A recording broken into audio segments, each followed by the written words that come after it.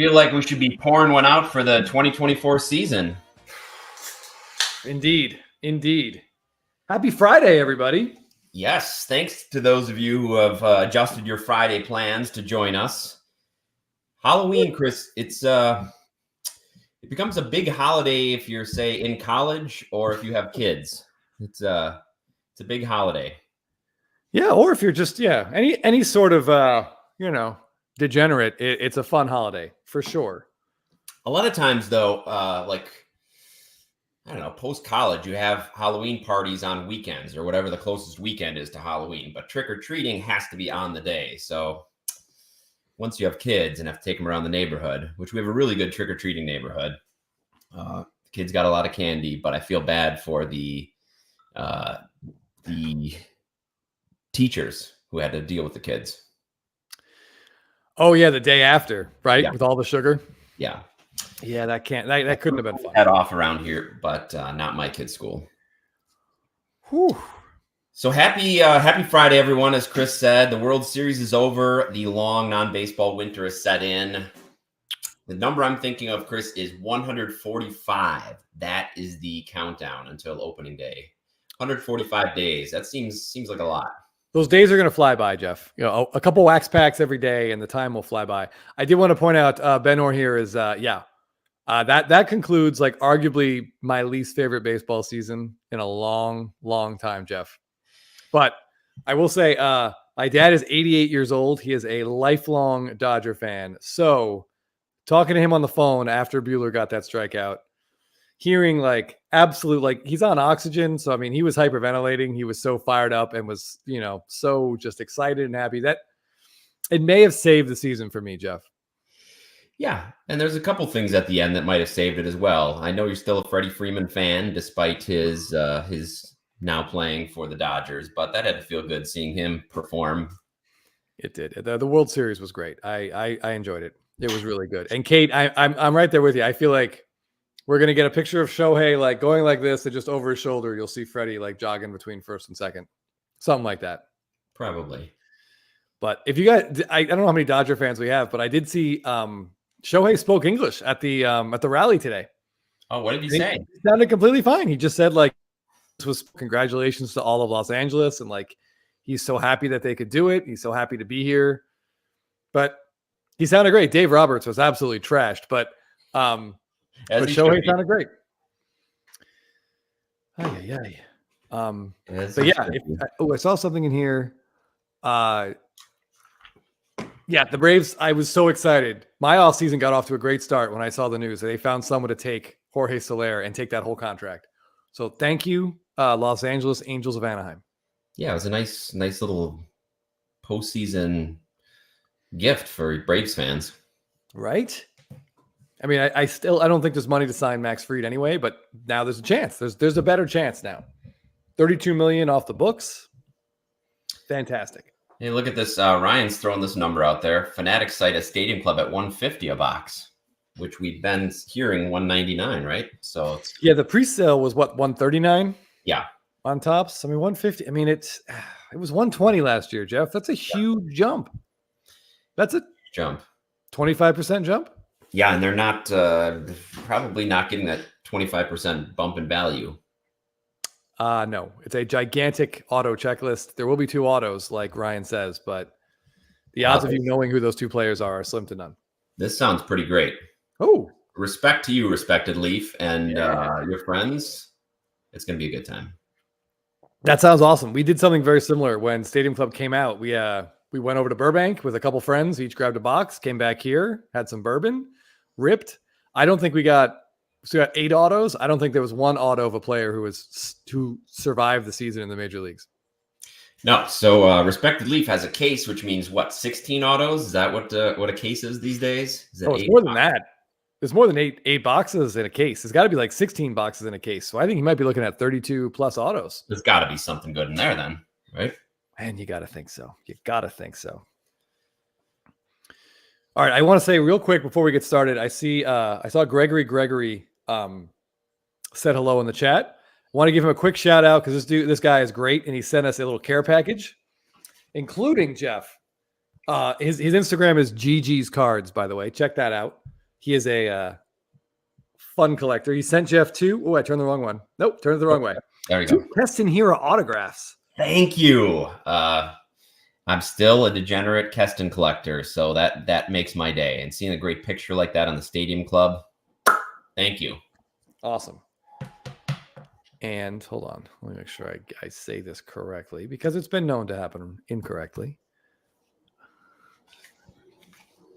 Yeah. Okay. So Gigi's Cards on Instagram is known. I refer to him sort of in a loving way. That might be the wrong word, as the Ass Man, because he PCs AJ Smith-Shawver, who signs his name. Oh, he pretty much just writes the word ass, which is exactly what I would do if those were my initials. You bet that's how I would do it. So he was kind of sending me this card as well. But to live up to his name, Jeff, as the Ass Man, he also included this 1991 Stadium Club card of Brent Maine. Now, Jeff showed a copy of this card a couple weeks ago, and we laughed at the flatness, we'll say, of Brent Maine's glutes here, or lack of glutes. Yeah. And somehow we pulled that out of a pack, and then somehow Gigi's got it autographed. I'd love to hear the story about that. Yeah, I don't know if he just found an on-card auto. And if Brent Maine, what was he thinking when he signed this? He must have really wished that, hip thrusts were culturally popular as they are now. I'm kind of surprised he didn't cover up the ass with this cereal box, but with the signature. I thought he might cover it a little bit there. Yeah, well, it wouldn't have required a lot, put it that way. But No. But Gigi's Cards, thank you very much. This put a smile on our face the first time we saw it, and we are still smiling now. Yes, I'm still smiling. What a huge surprise to get in the mail. So thank you. And did you see the card, the ass card that he posted? Yes, the Superfractor. Yes. Yeah. If you want to see AJ Smith-Shawver's rookie Superfractor auto, please take a look at his account. It's a really cool card. Yeah. I think it's the most demonstrative ass signature that I've seen him make. And it always is making me picture now Al Pacino talking about a great ass. Yeah. So, and that Superfractor is a great ass. Yes, if you guys have not seen the movie Heat, then you don't know what Jeff and I are talking about. There's also a pretty famous GIF around the internet, in case you haven't seen it. But yeah, fantastic scene from Heat, which was, I think, the 70th or 60th take Hank Azaria recently said in an interview. And Al Pacino had never done that before. Yeah. He just absolutely went forward, and Michael Mann was just like, cut, print, check the gate, moving on. Yeah. This is no surprise if this is true. There was a lot going on with those guys in the movie. But Chris, let me get back to Joe Cochran. Okay, this is something that came up recently as Chris has been dying to get a Freddie Freeman autograph on something, and these prices are incredible. It's I got the message from one of the companies I've used for signings that Freeman was going to sign, and I was just like, finally. I have 2 things I need him to sign, one of which completes a dual. I don't want to get too into it, but I was like, done. How much is this going to cost me? And I clicked, and my jaw just about fell out of my face, Jeff.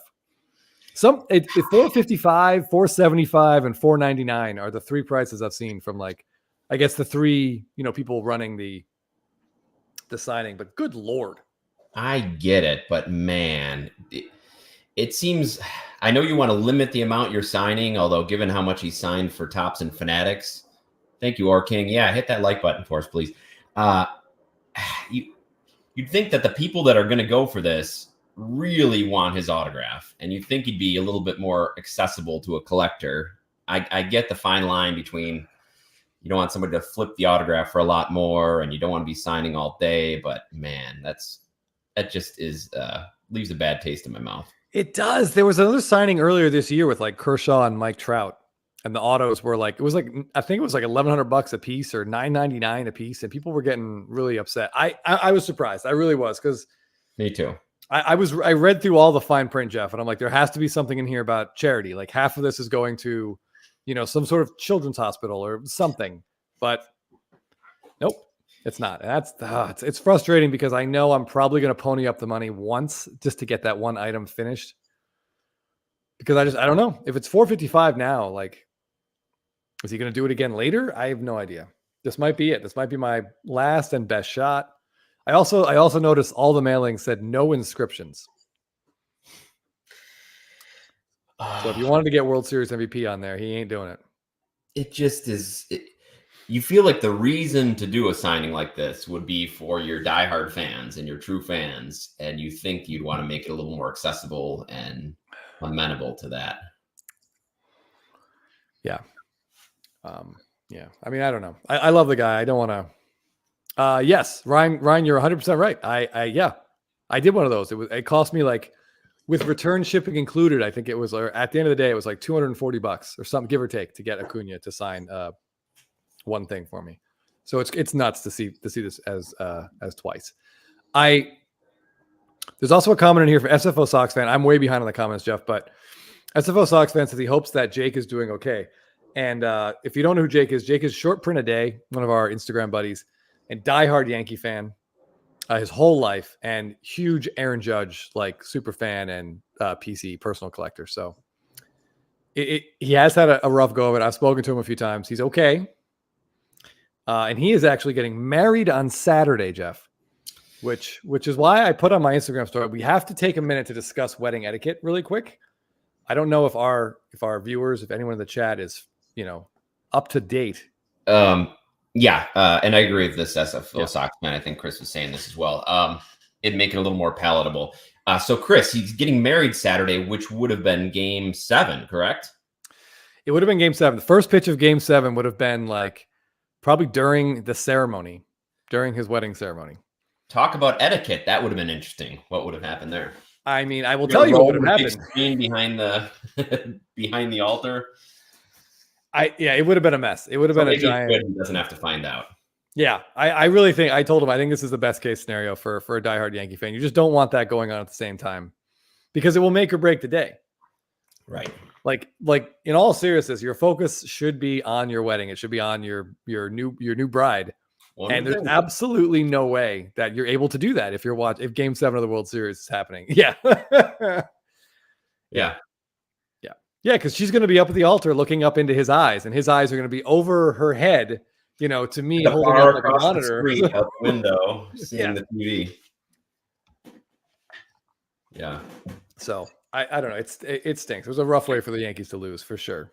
This is the way to go. So would you want to get into the etiquette questions? Yeah, so I just have one question. So as you know, Short Print a Day, big baseball card fan, as we all are. So is it acceptable at a wedding, when your buddy is a big baseball card collector, to bring a hobby box to the reception and just have it on your table, and every 20, 30 minutes or so, when he needs a break from family stuff or dancing, he can come over, and rip open a wax pack? Is that a great idea? I think that's a great idea. Feels okay to me. Yeah. I thought you were going to say, Chris, like we see sometimes on Instagram, you see people going to events and bringing their card, like they go to Fenway Park and bring a big poppy card and take a picture. Just wondering if your etiquette question was like going to bring a Freddie Freeman and hold it up during the ceremony and get a selfie with the bride and groom in the background or something.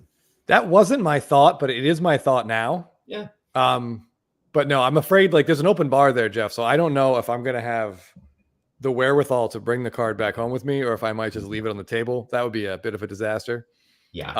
But yeah, I've never opened up packs at a wedding, at a reception, but it seems like it should be okay. This little cocktail hour, and we're getting some positive. Thank you, Gregory. It's a wonderful, sweet idea. Yeah, definitely. Yes. Open the pack with your buddies. Jay Marble has a little bit of a warning here. Might be problematic if he clearly enjoys that more than socializing with his new family. All right. So it might be problematic, but I mean, we have to limit one pack at a time, a quick rip. Yeah, so, I think I did see the Bobby Witt. Those were awesome. The invites on the card. I think it's a little late for that to happen. And Jeff, this is also a great idea, and I think it's a little late for this. But it's a great idea.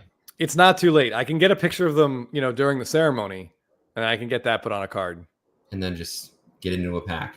Yeah. Well, get it into a pack. Oh, that part I can't do. No, but I can give that to them as like a post-wedding, pre-divorce gift. Curator of Cardboard coming in with an amazing idea, all in caps. The bride and groom are so overwhelmed that day. Yes, I can attest to that. It is a blur. This would be a great core memory. All right. So I went hobby box shopping today. And did you know, this blew my mind, You got a 21 tops update box? My first thought was just a 2024 update jumbo box. That's what I wanted to get, because if the packs are big, there's a lot of cards. Yeah. It'll take some time. Each pack would take a minute or so. $340, Jeff, for an update jumbo box of tops, of regular flagship tops. Well, he's not worth that much to you. No, he didn't get that. No. So I went with our old standby. They didn't have any 2020, but I got some 2022. The last one they had of 2022 Stadium Club Chrome. Nice. So we'll see. This will be fun. That's a great idea. Yeah. Jay Marble says, does his fiance like collecting or cards? That could change my answer. She tolerates it, Jay Marble. Like most spouses in the hobby, she tolerates it. She'll probably enjoy the break to socialize with her friends as well. I think so. She doesn't want to spend every minute with short print a day. It's a lot. He can be a lot. Yeah. But I'm looking forward to it. We'll definitely let everybody know. You should make sure that you tag Tops in it, because I'm sure they'd be excited to know that they're being represented at a wedding. Maybe that's a great idea. Free product or free merch out of it. Yeah, I will try to get each pack. There's only what are there?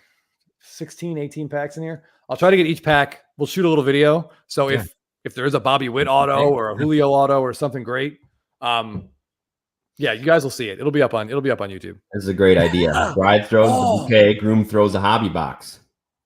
You might have to get another one. Royal Benjamin, that is a fantastic idea. Blaster, it might not be as painful for some. Yeah, I agree. Like some sort of retail box. What an incredible! How do we not think of that? It's a great idea. I'll text him before I go to bed tonight. He'll have time in the morning to go get one. Oh, and everybody would love to be grabbing that. Yeah, not running away like it's the bouquet. No, I will truck everyone to get a nice free blaster box. That sounds awesome.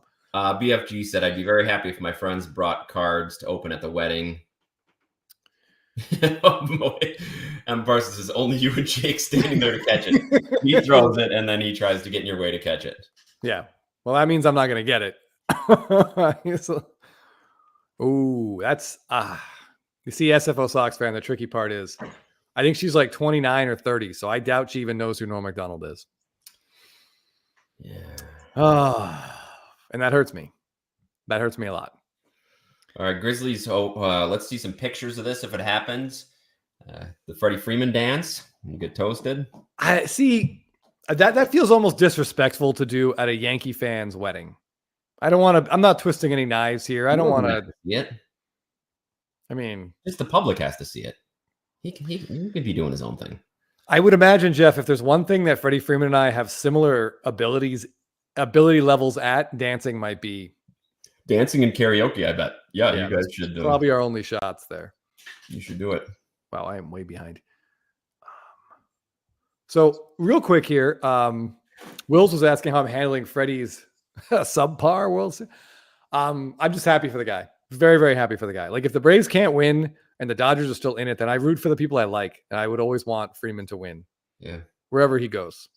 So I'm very, very happy to see that, Yeah, as we've talked about several times, it's an exceptionally rough season for him, personally and professionally. And so to see him be kind of in a power slump until he wasn't, that was pretty impressive. There was I don't know if you guys saw this. Actually, Jeff, you and I haven't even talked about it, but the ESPN had like a story. I think Jeff Passan wrote a story kind of summarizing, talking about the buildup to the World Series. And I want to say it was 2 days before the postseason started, Freeman got injured again. So at that point, he had the fractured middle finger on his throwing hand from that bad hop grounder, and he had the ankle sprain and bone bruise. But he was taking swings in the cage and felt like pain in his side and was like, well, this is probably nothing. So he kept swinging and literally, according to the story, collapsed to the ground.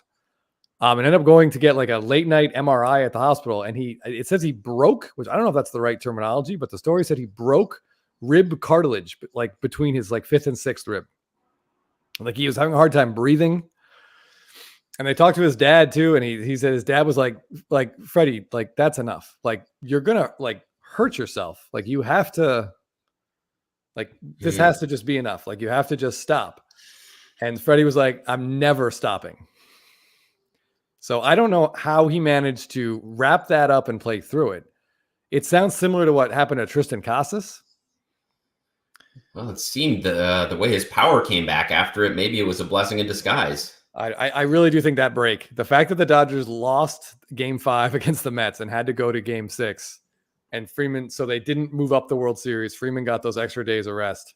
I mean, I guess I should also say the fact they won game 6, it didn't have to go to game 7. I mean, those days off, Jeff, saved them. Wow, what a crazy confluence of events. So I expect to see a photo of Chris and Short Print today doing the Kike Hernandez bump after the ceremony. We'll see that. Oh man, the problem is he's so much taller than me. I don't like how that's going to go. Not exactly lined up. No, she's like 6'6". I mean, what am I? It's going to hit me right in the ribs. Speaking of broken ribs. Okay, so a little off track here now, away from the Kike bump. Mookie Betts has 3 rings and a path, very nice, clear path to 85 plus WAR.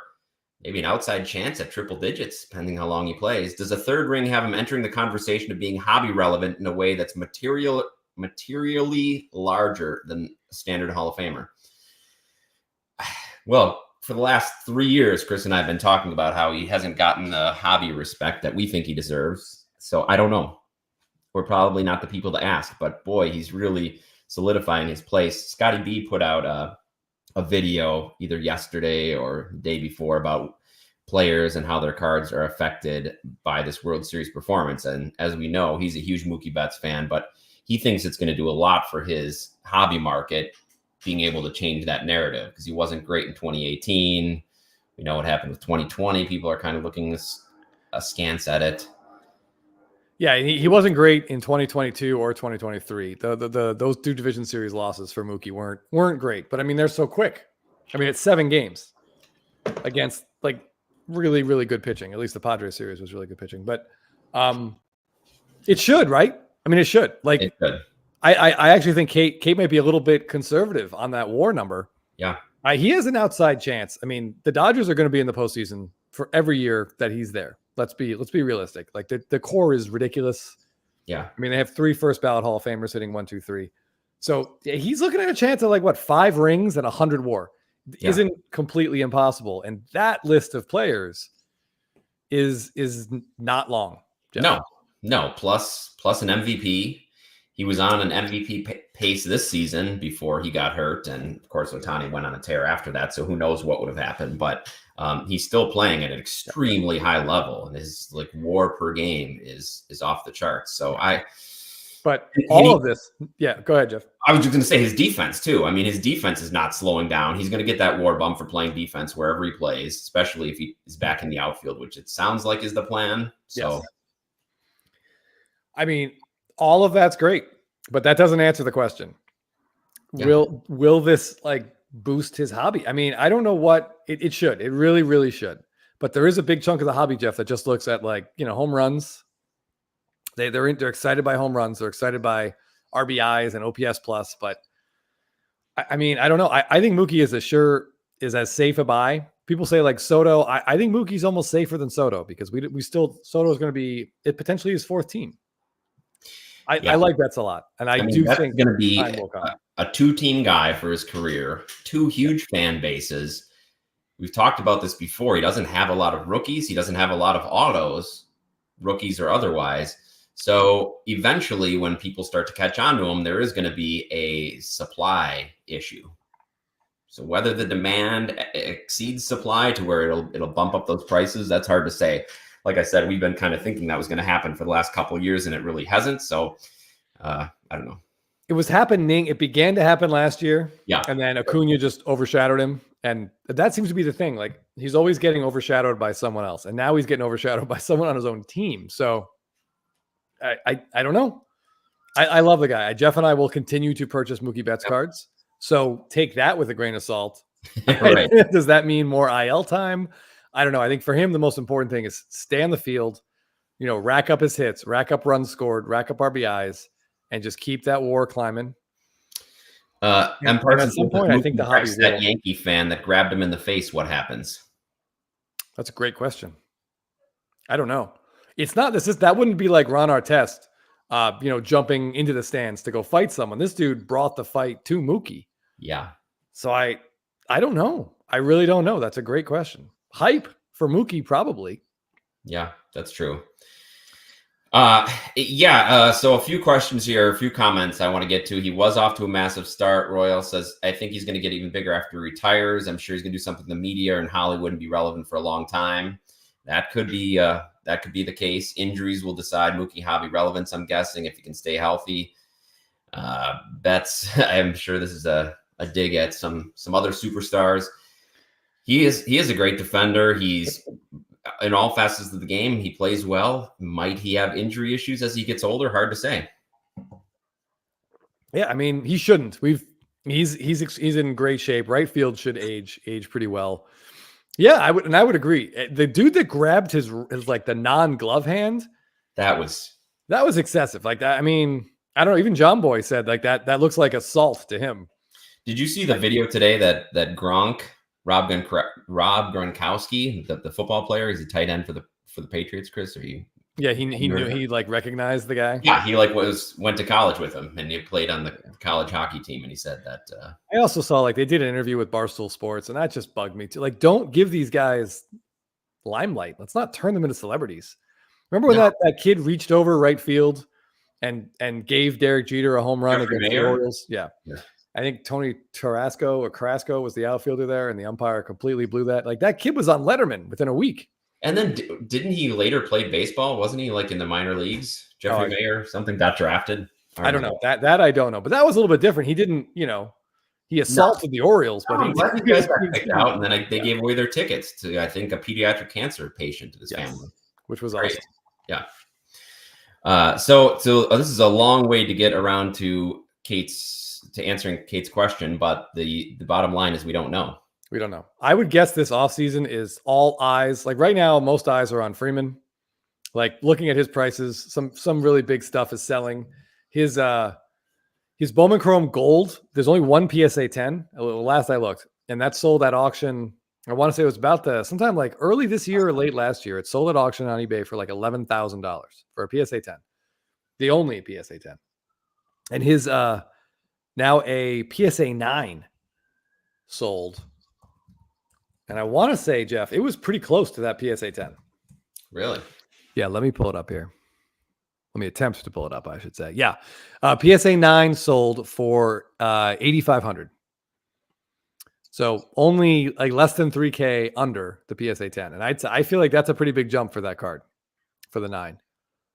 There's another one up for bids with a really faded auto. If you guys are interested, I would advise you strongly to avoid that card. The autos on those old cards, they have to look good at this point. Yeah, agreed. Oh. So MJR sports cards, great question. If you have Freddie Freeman cards, what should you do with them right now? That is an excellent question. So Jeff and I, as you well know, have many, many Freddie Freeman cards. We've actually sold 2 big ones in the last couple of days. Like some of these prices, like the growth it might not be long-term, but I think if everything goes up, say 40%, I don't think it comes back 40%. I think it maybe only comes back like 10, 15, maybe even 20%, because I think people realize how good this guy is now. And that Grand Slam is going to live on forever. For sure. And so it becomes a tough question when it's a guy that you PC, but also then you're up substantially on some of your investments. Is it smart to then sell them in order to buy something else? And in a couple of cases, Chris and I decided that it was. So yeah, I mean, as much as we talk about trying to get cards of players that we like, we also recognize that sometimes there's really good opportunities for selling that might not come around that often. Yeah, especially when you have a fairly deep pool. By the way, if we're going to talk about potentially selling cards that have increased in value, Jeff, can we disable the commenting of the M. Parsons YouTube account? I feel like I know what those are going to say. Maybe we could disable the audio to her account so she can't hear the next 20 minutes. Yeah, we'll quickly edit over this. But yeah, like I think if you're into some Bowman Chrome autos, if you bought them years ago when they were really cheap and you're seeing prices now at like 4, 5, 6 times what you paid, maybe take the win. Maybe take that win and, buy a different card of someone else, or buy another Freeman card that's maybe a little bit nicer. Yeah, I love what Chad says here. I sold 3 PSA 10s of his flagship for $620 total this week. So that's That's insane because those were under $100. And that's definitely a card. If you're sitting on a pile of those PSA 10s, I'd move them right now. Move those ASAP because there's a lot of those. And that pop is just growing and growing and growing. That card is not rare, and the PSA 10s aren't hard to get. Now, if you got rarer stuff, that's when it gets really hard. When you see that Bowman Chrome Gold auto sale, it's like, ooh, man. Like Jay Marvel's asking, did the Topps finest purple non-auto sell? Yes, we actually sold that today. Yep. Yeah. It's today. That's hard to let go. Hard to let go of, Jeff. It is. And especially when we're talking about rare cards that you might not see again. But if we feel like we're happier to put that money into some other card, then it makes it worth it. Yeah, we definitely have more. Say, for example, we have a lot more Freeman than we do Betts. Yeah. And actually more Freeman than we do Soto as well. So now's a good time for us to take a nice win on a couple of Freddie Freemans and put some profits into another player.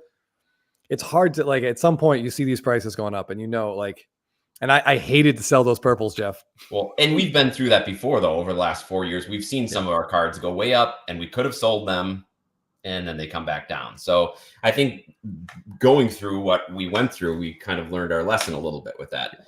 And at the same time, I've got like this card. Ooh. This Freeman, I'm holding on to it. And I know it's up since when I got it, but it is one of my favorite cards and I don't want to sell it. So I don't know, deciding what to sell and when to sell, it's probably the hardest part of the hobby, right? Yes. I will give you an example. In 2020, when everything was shut down, Jeff and I used to hang out like every other weekend. We'd get like 2 hobby boxes and we'd sit outside in the summer and we'd open them and just like hang out with a margarita, and just enjoy ourselves. And we pulled nothing of any note except one card, which wasn't a big deal at the time. But by the time October rolled around, I had pulled a blue Randy Arozarena rookie auto, which meant nothing when we pulled it. I couldn't even say his name. But by about October 20th, that card was a $500-$600 card on eBay. Yeah. And I was just like, boy, I should just take that. It would pay for like 2 months worth of hobby rips. Like I should just cash out of this card.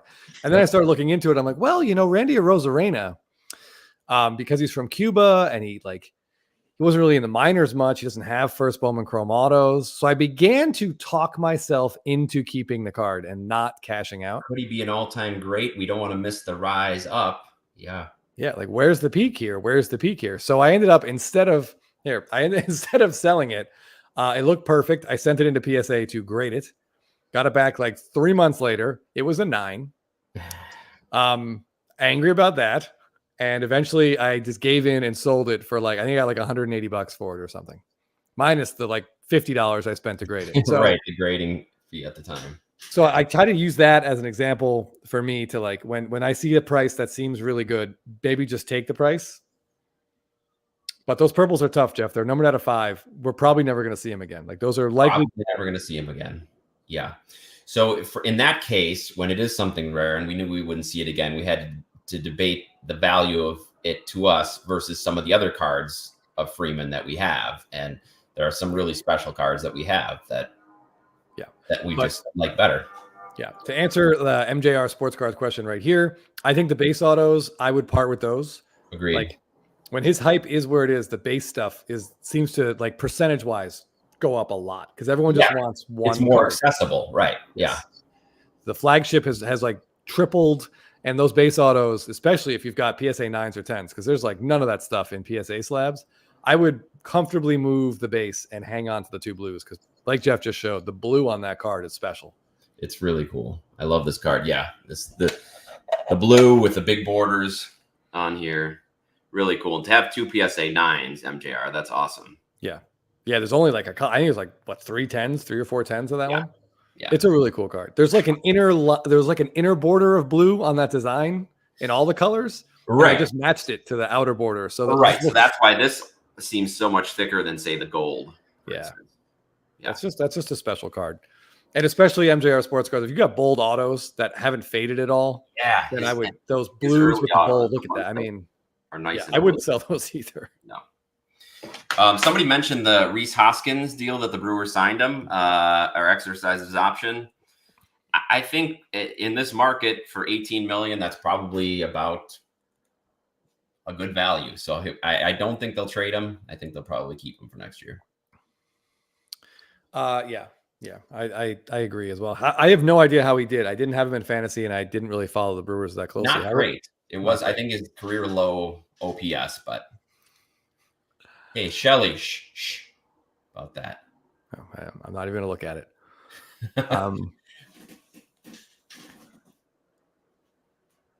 We've talked about this a lot, Spike. I just wanted to bring it up. And this is one of the reasons that we really appreciate Bowman Chrome first and Bowman Chrome first autos of guys like Freeman, Machado, Betts, even Soto, because they were around before they had all of these other parallels and waves to dilute the product. So I don't know if they're never going to go back.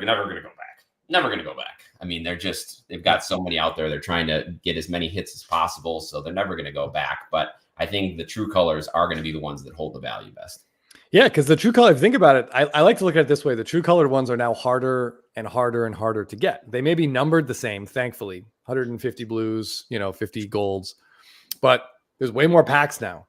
So less of those, I think less of the blue, less of the gold, less of the reds and oranges, less of those are getting out there because there's so much of the stuff is just being either kept sealed or just not opened because there's just a lot of it. So I don't mind all these parallels. I think we've talked about it before, like their options for what they could do if they're going to increase demand, which it does seem like they're kind of doing.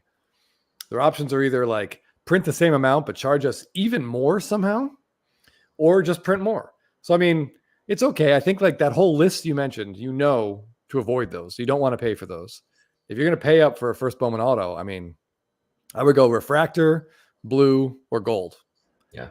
And everything else above that is gold's probably inaccessible, for most of us. Most of these guys, yeah. But the blues are awesome. They've been around forever. They look great. There's a color match with the ink. We like those a lot. Yeah. So Wills has a couple comments. He did say Mookie's 1,000% safer than Soto. Soto priced to have a Mookie career already, and I'll agree with that because when you see their current prices, they're pretty similar, aren't they, Chris? For their Bowman first, Mookie's even cheaper for I'd say his base. And probably all the way up, he's cheaper. Yeah, I honestly I didn't look at that. We should look that up. I can pull up market movers and maybe do a graph. Yeah, I would guess there's fewer. I don't know. I'm guessing Freddie signed fewer of those cards than Mookie did because I think the PSA pops for the Mookie first Bowman Chrome auto are in the hundreds, whereas for Freddie they're like under 30.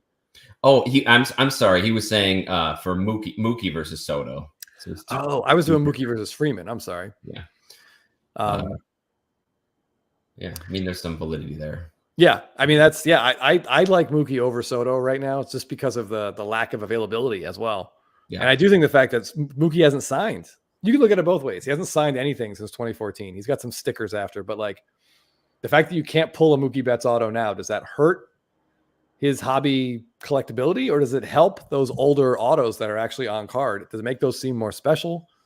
Yeah, and we've fallen in the camp where we think it helps, but it hasn't really so far if you compare him to a guy like Soto's prices. So yeah, he's not a bad time. There's a question about a judge buying time too. And I haven't looked at his prices, how much the series affected him, but I think in this off-season lull, you'll probably get some judge buying time if you're a believer. Yeah, I would take a look. I would say right now, between now and when they kind of ramp up to the awards announcements. Yeah, right? The awards announcements, which he's obviously going to win. His stuff has dropped, and I hate to use that word because it's no pun intended. Yeah, his stuff definitely dipped. I'm just looking right now, really quick. So on October 21st, so we're heading into the World Series. His Bowman Chrome rookie, so the 2017 Gold Auto BGS 9.5, which is an absolutely stunning card if you have a chance to look at one, sold for $6,66K. Geez, that's kind of a brutal number. $6,660. A week later, Jeff, the exact same card, sold for $3,700. Nearly chopped in half. Probably a 40% drop right there. That seems like a great buy for whoever. I agree because 2 days later, a PSA 9 sold for $4,500. And then yesterday, which is Halloween, another gold BGS 9.5 went back up to $5,000. So there was certainly a window I think there might be a little buying window right now for Aaron Judge, because the last thing people are going to think of right now when they think of him is unfortunately that sort of flare line drive clanking off his glove and him just picking it up and throwing it in. Yeah, I think the good news for Judge fans and collectors is that he did hit a home run. He had ended up having a pretty solid World Series numbers wise because of that last game. So all is not lost as far as his postseason performance. At least offensively, he ended on a good note. But to your point, Chris, about the awards, I think that goes back. I put up Will's comment earlier about the Freeman bump. How long does the Freeman bump go? And I think it lasts until those awards start rolling out too. Then people are going to remember Judge and Ohtani, and some money's going to go back more into there. So if you're looking to sell, I would say Freddie's probably a good time to sell now for the next couple of weeks. But if you're looking to buy Freddie, I would wait until after that, like the doldrums of December. Yes. Unless you see something super rare. Like there are a couple of Freddie SSP images that I have one copy of, and I'm just a greedy asshole. So I'm looking for another one. If I can find one, my eyes are wide open, and I haven't seen anything listed. There's a couple of really rare Mookie Betts. Yeah. Like that bad boy. Yeah. If we see another one of these, we'll have to go after it. Yeah. I mean, I figured if anyone is sitting on a 2013 Topps Chrome Freddie Freeman SSP, now is the time to cash out on it. Yeah. Mookie Betts has an awesome 2020 Series 2 SSP that Jeff and I haven't seen a copy of, and I think it's been at least a year. Mm-hmm. And haven't seen it. Like, just haven't seen it. So like if you're looking for something really rare, like a red refractor or something, or like an atomic or a purple out of 5, you're only going to be able to buy those cards when they do something great. Because otherwise, the people that have them, like people like Jeff and I and other people I know in the Atlanta area, they're locked away. Yeah. And that's what ATL Jeff Black is pointing out. And we've talked about this before when guys have huge postseasons, like Bryce Harper a little while ago. There's some crazy Harpers came out when his market started to peak. And yeah, it's not a great time to buy, but if you want one of those cards that are rare, that might be your only chance to buy it. So keep your eyes peeled for Freeman. But if you're looking for something more along the lines of things that come up a little bit more often, then you probably can get a better deal in December. Yeah, it's funny. I feel like we at the same time we're saying, hey, if you've got those like anything base, or any high pop cards, now's a great time to sell them. But then we're also saying don't buy those cards. So thankfully there's people in the hobby outside of the 127 people who are watching us right now. Yes, exactly. That's it. ATL Jeff Black says he's watching a Freddie card right now that has a crazy price with 5 days left on eBay. I've seen a couple out there. We may know which one this might be. Yeah. There's some crazy prices on some of those cards. Yeah, there is one Freddie Freeman that I only became aware of 6 months ago. And I've got like 3 different worded save searches for it. And that one has surfaced. But I know it's going to be an absolute bloodbath. And I don't know if I'm going to get it. But I'm going to try. Yeah. And it could be that Jeff Black outbids me. We'll see. It could be. We'll know by next week at this time. Royale, you feel bad for Miguel Vargas? I did see a stat that he's the only player to play on a 120 loss team and get a World Series ring the same season. So is that right? Is that a true fact? I read it on the internet, so it's got to be true, right? Right. I mean, well, Kopech was on that same team, right? I mean, he actually played in the World Series, so he's going to get a ring. Good call. And he earned it more. I did think it was weird. If you watched, and I don't know what amount of this you guys all caught or didn't catch, but I was watching a lot of the celebrations and the locker room stuff. I think it's just really interesting. I also feel like maybe the cameras shouldn't be there. It feels like it should be like a private thing for the players. That's tough. On these videos, there's just random people walking around. I don't know. Anyway, but I thought it was really interesting. It seems like Miguel Rojas, the shortstop, who I didn't even play, he had like a groin pull. I think he may have played one game in the NLCS, and I don't know if he played in the World Series or not. Is like one of the leaders in that clubhouse in terms of their like celebratory speeches and stuff. So I thought that was really interesting. He's like the 24th guy on the roster, but big name in the clubhouse. Well, that's kind of nice to hear. I mean, I feel like there's been a lot of talk, and I know some of it is in jest, but some of it is serious too about how disappointing, say, a guy like Shohei Ohtani was because he wasn't his otherworldly self during the World Series, and that he's just coasting to a ring. But every single player on that team played a role in them getting there, and we don't know what goes on behind the scenes, like Chris mentioned there. as far as people helping out other people on the team and playing a big role off the field. So for my money, anybody that's on that team or played on that team at all during the year, and this is the same thing I felt about Acuna, where people were giving him crap for getting a World Series ring for being injured. It's like they're always, everybody that was on that team or played a game during the season really put them in that position. So I have no problem. Yeah. No, I agree. It is everyone but Chris Taylor. Yeah. And by the way, I don't, man, when you see Clayton Kershaw walking around like shirtless, holding the trophy, like I get it. I understand why he's always hurt. Now it makes sense. I mean, and now he's having surgery, Chris. You see, he's having toe surgery and foot surgery. Yeah. I mean, if he did a couple sit-ups, maybe we could avoid some of these injuries. I'm just saying. But yeah, Bugenhagen is right. Every team does need a glue guy. And I think you're absolutely right. Jesse Winker didn't get a ring, and for me, that's enough of a celebration right there. That is a win. Yeah, someone else mentioned Jason Hayward as being a guy that really did that with the Cubs. Like, great clubhouse guy, and I guess he's going to get a ring. He played enough on the Dodgers, I'm sure. Good call. And yeah, ATL Jeff Black is right. Kevin Millar. I was wondering this. I think when we did our live stream for Spitballing before Game 4, yeah, did the Yankees have a Kevin Millar? Someone who could go around and just keep spirits up like he did in 2004 when they were down 3-0. Like it was Kevin Millar going around saying, it was Kevin Millar going around saying, "Don't let us win one. Don't let us win one." I don't know if the Yankees had that kind of rah-rah guy who could. I mean, that takes a ton of energy. Yeah, I don't know how many guys there are like that in baseball. Right. And there's some people that are so focused on their own performance, what they can do, that they just kind of shut everything else out. But you need those guys who are out there grabbing the guy whose head is down and rallying them. So yeah, everybody has a role. Ohtani's not going to hear any crap from me about him. And plus, he kind of got hurt. He wasn't great before he got hurt his shoulder, but he could barely move the shoulder. And he still had some really important moments in the series. Yeah, we talk about moments being more important than statistics. And his double that almost went out, and then the wherewithal to, I think I've used that term twice tonight now, Jeff. That's really weird. Yeah. To see that ball get away and take third that got them a run. It tied that game. It helped them win that game. I mean, that was a big moment. Yeah. Unfortunately, epitomizing, I think, a little bit of more defensive shenanigans than anything else. So the groom-to-be is with us. We did discuss wedding etiquette, Jake, and the consensus, I saw no one voting against this, was that bringing a hobby box to a reception at the wedding, we're green lit. We're good to go. Yes. Everybody seems to think that's a great idea.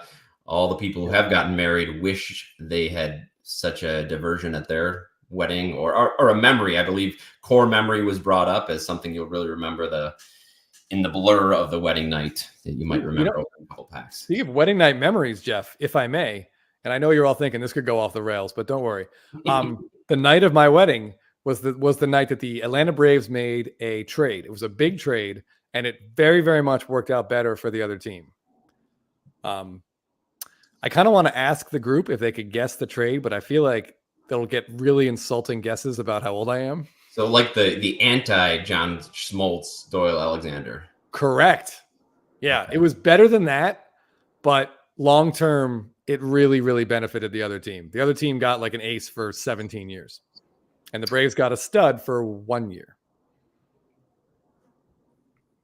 All right, think about that. Anybody in the have some ideas? Yeah. Good news. I don't want to hear guesses like Eddie Matthews. All right, stop. Eddie Matthews. Right. Hank Aaron, back to the Brewers. Alex says she approves, and she'd like to rip a couple packs. All right, Jake, you found the right one. All right, we're gonna have to get pictures of this because I feel like a bride in a white dress ripping a hobby pack. I mean, that's gonna be great. Yep. Yeah, it's tag tops in it. Kate has an answer for you, Chris.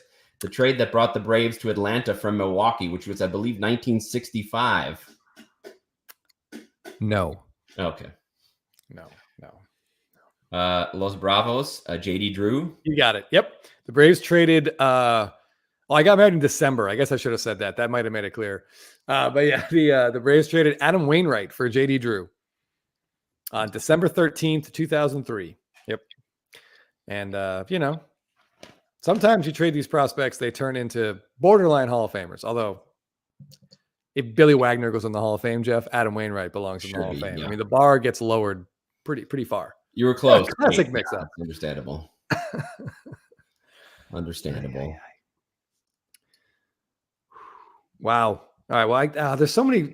I know SFO Sox fan really wants to rip into the Yankees. I see. Now that Jake's here, you can really rip into him, I guess. No, let's try to be. Let's be nice. It stinks. We've all watched our teams crap the bed in big moments, and we don't want to talk about it. Yeah, I certainly don't. The big question is, though, Chris, is Soto going to stay in New York? And if he does, is he going to stay in the Bronx? He made it very clear that he's wide open. So I'm hoping the Brewers will open up their wallet. I bet they could afford to pay him for 1 year. How amazing would it be if the Brewers signed him? It'd be ridiculous. It'd be ridiculous, but it'd be great. I do think he's going to stay in New York, but I sincerely do not think he'll be on the Yankees next year. I hope he is, but yeah, I'm feeling that a little bit too. Yeah. Yes, Jeff, I appreciate people didn't give me a hard time when they watched part of my soul leave my body during that Pete Alonso home run. That was tough. Yeah. I imagine if there was footage, if we had to do a live stream when Dodgers Will Smith homered off the Braves Will Smith in 2020, that's probably about, I don't know, I think I lost all color in my face for like an hour. It was rough. Thank you, Parsons. Yeah, I mean, you guys forget Jeff is an actor, so he, acted like he didn't want to commit mass murder for, a few minutes right there. Which I was just twitching uncontrollably for those 20 minutes. Yeah. I did want to just specify a card here. Curator Cardboard. Again, I'm about 9 minutes behind here. It's asking if anyone won the 2020 Stadium Club Aaron Judge SP. A PSA 10 showed up. Yes, and that went for surprisingly high, didn't it? I think it went for surprisingly low, if I'm being... this is the same one we're talking about? The one where it's like the horizontal with his bat all the way up? Yeah, I thought it was going to go for more. Give me a second. Let me... I have the... Where is it? Market movers. Jeff. Come on. All right, while Chris is looking for that, Shelly the Turtle has a trivia question for the chat. Anyone want to guess the highest Guillermo Heredia sale this year?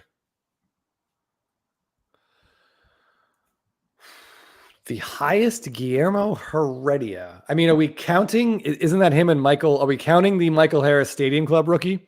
Oh, I mean, he probably shouldn't. He is on that card. Otherwise, I'm going to say $21. Doc says $2.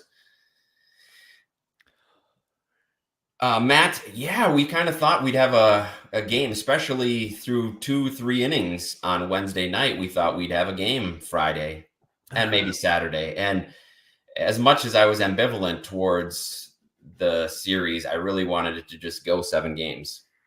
I mean, more baseball. Yeah, if you don't have a hat in the ring, then yeah, you want the series to go as long as possible. Absolutely. I had a couple Dodger fan friends who were like, "Oh, don't end in a sweep.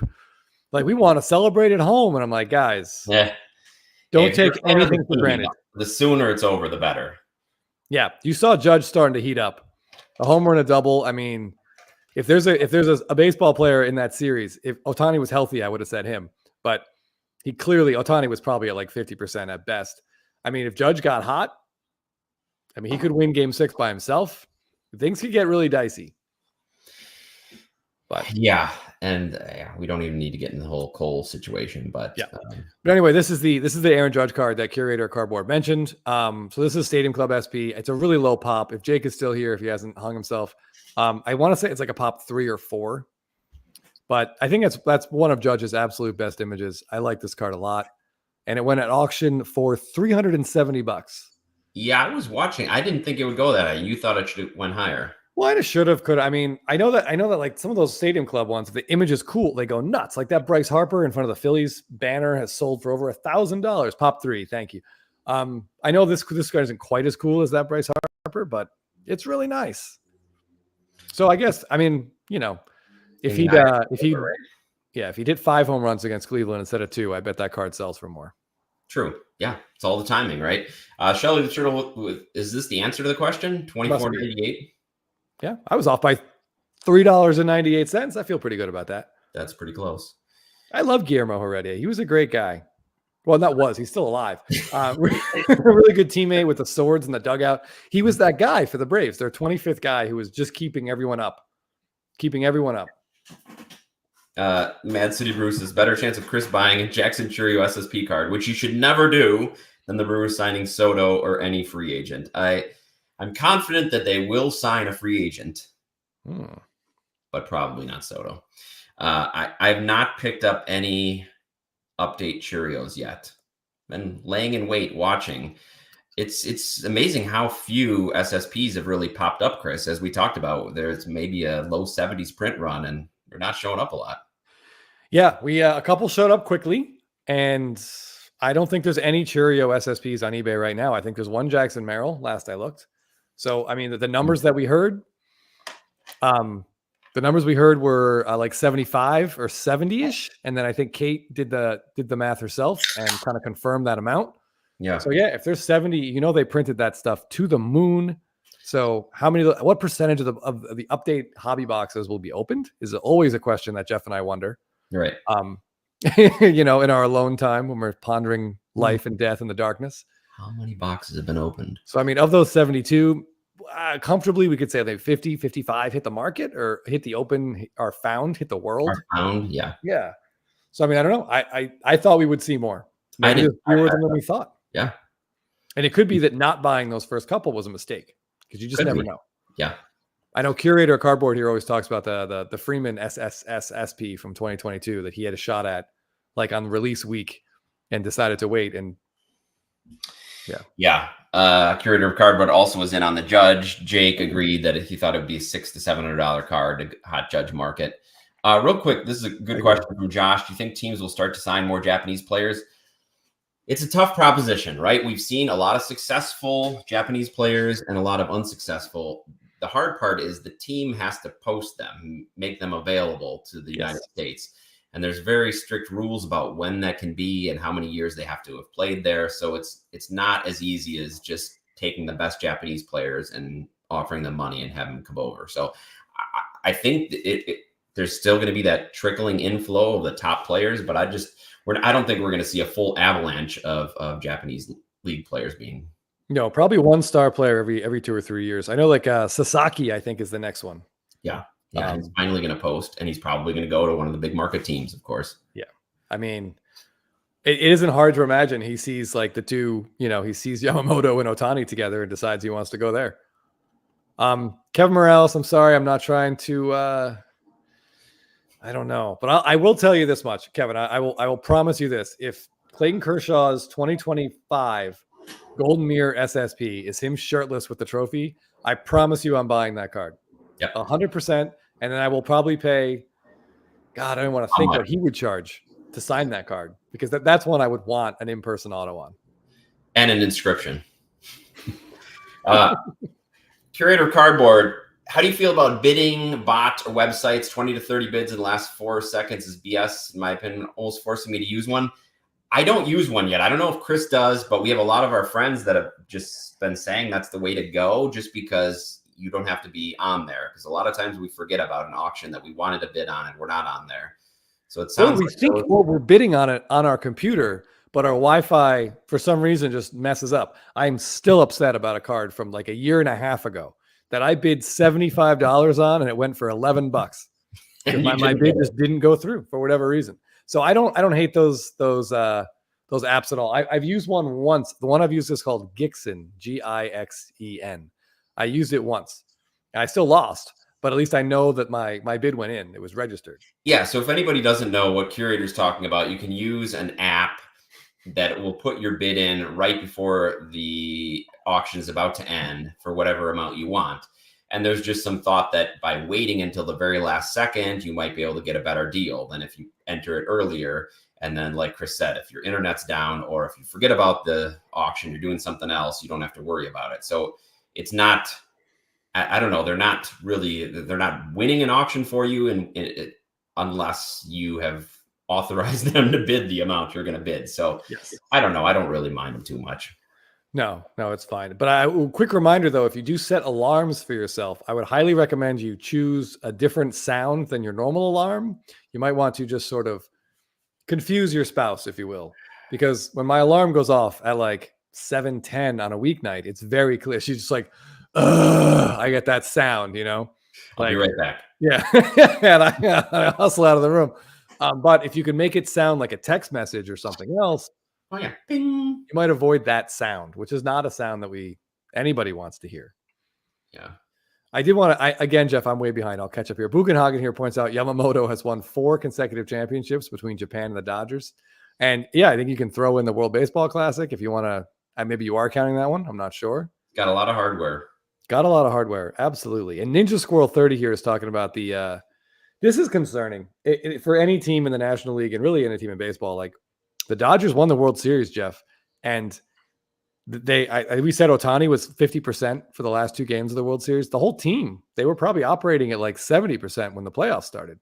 And miraculously, they tied with the Brewers for most starting pitchers used during this year. A crazy amount of starting pitcher injuries. Yeah. And it's very rare that you have a playoff team go through that many starters. And they did. Look at the big names we had already talked about. Bobby Miller was expected to play a big role. Yeah. Imagine that team if it was Tyler Glasnow pitching game 4. Yeah. Of the World Series instead of Knack and Kasparius, who are probably named 3 Bobby Miller pitching one of those games. They expected to have a completely different arsenal. And that's just, not to get another baseball economic argument, but that's the difficult part about baseball without having a salary cap and floor is that you get a team like that can afford to just rectify their mistakes by going out and trading or mistakes or injuries by picking up a Flaherty who wasn't great in some of the starts, but he also was great in some of the starts and helped get him there. So that's just an unfortunate part of baseball. And I think it's only going to get worse. So get used to seeing these top salary teams making it through the playoff gauntlet. Yeah. As ownership and front offices get smarter with their money, then there's no excuse for a team spending that much and being bad. Right. Like if you just allocate your money wisely and you can afford one mistake, then it's difficult to imagine these teams not just making the playoffs every single year. And there's enough teams in there, Jeff, that they now have in the playoffs that upsets can happen. So Major League Baseball can scream parity from the rooftops because one time an NL Central team, wiped out, an East or West team in a short 3-game series. Right. Yeah. But we all know, we know what parity is and isn't in the league. But at some point, it's just for now, it's the only sport we have. But that goes back to why Chris and I like the hobby, where we like fantasy sports, is that it allows us to participate in a way that we can't when our team is doing poorly. So, like Chris said, he wasn't a huge Dodger fan, but he was a huge Freeman fan. So it's fun to be able to watch him be successful in the playoffs. Yeah, it was a hobby World Series. It really was. The amount of guys that are aggressively PC'd in the World Series was awesome. Get that. I mentioned before, last year's World Series, I had one card of one player going into that World Series. So I didn't really have much to root for other than, like Jeff was saying, a good World Series. Game 1 was great. But then after that, my dad was rooting for the Rangers because of Corey Seager. But other than that, I don't know anyone that had a strong allegiance to either side. The ratings came out, and it was by far the highest World Series in over 7 years, which is really saying something because baseball, the ratings for the postseason have been going down steadily. But because these two teams, even though it wasn't a great World Series, it didn't go 7 games, we didn't get a game 6 or game 7. Those two big markets and all those star players, all that star power really brought people to watch the game. Hold on one second here. Yeah. What was the previous? Well, you said it was 7 years. So what?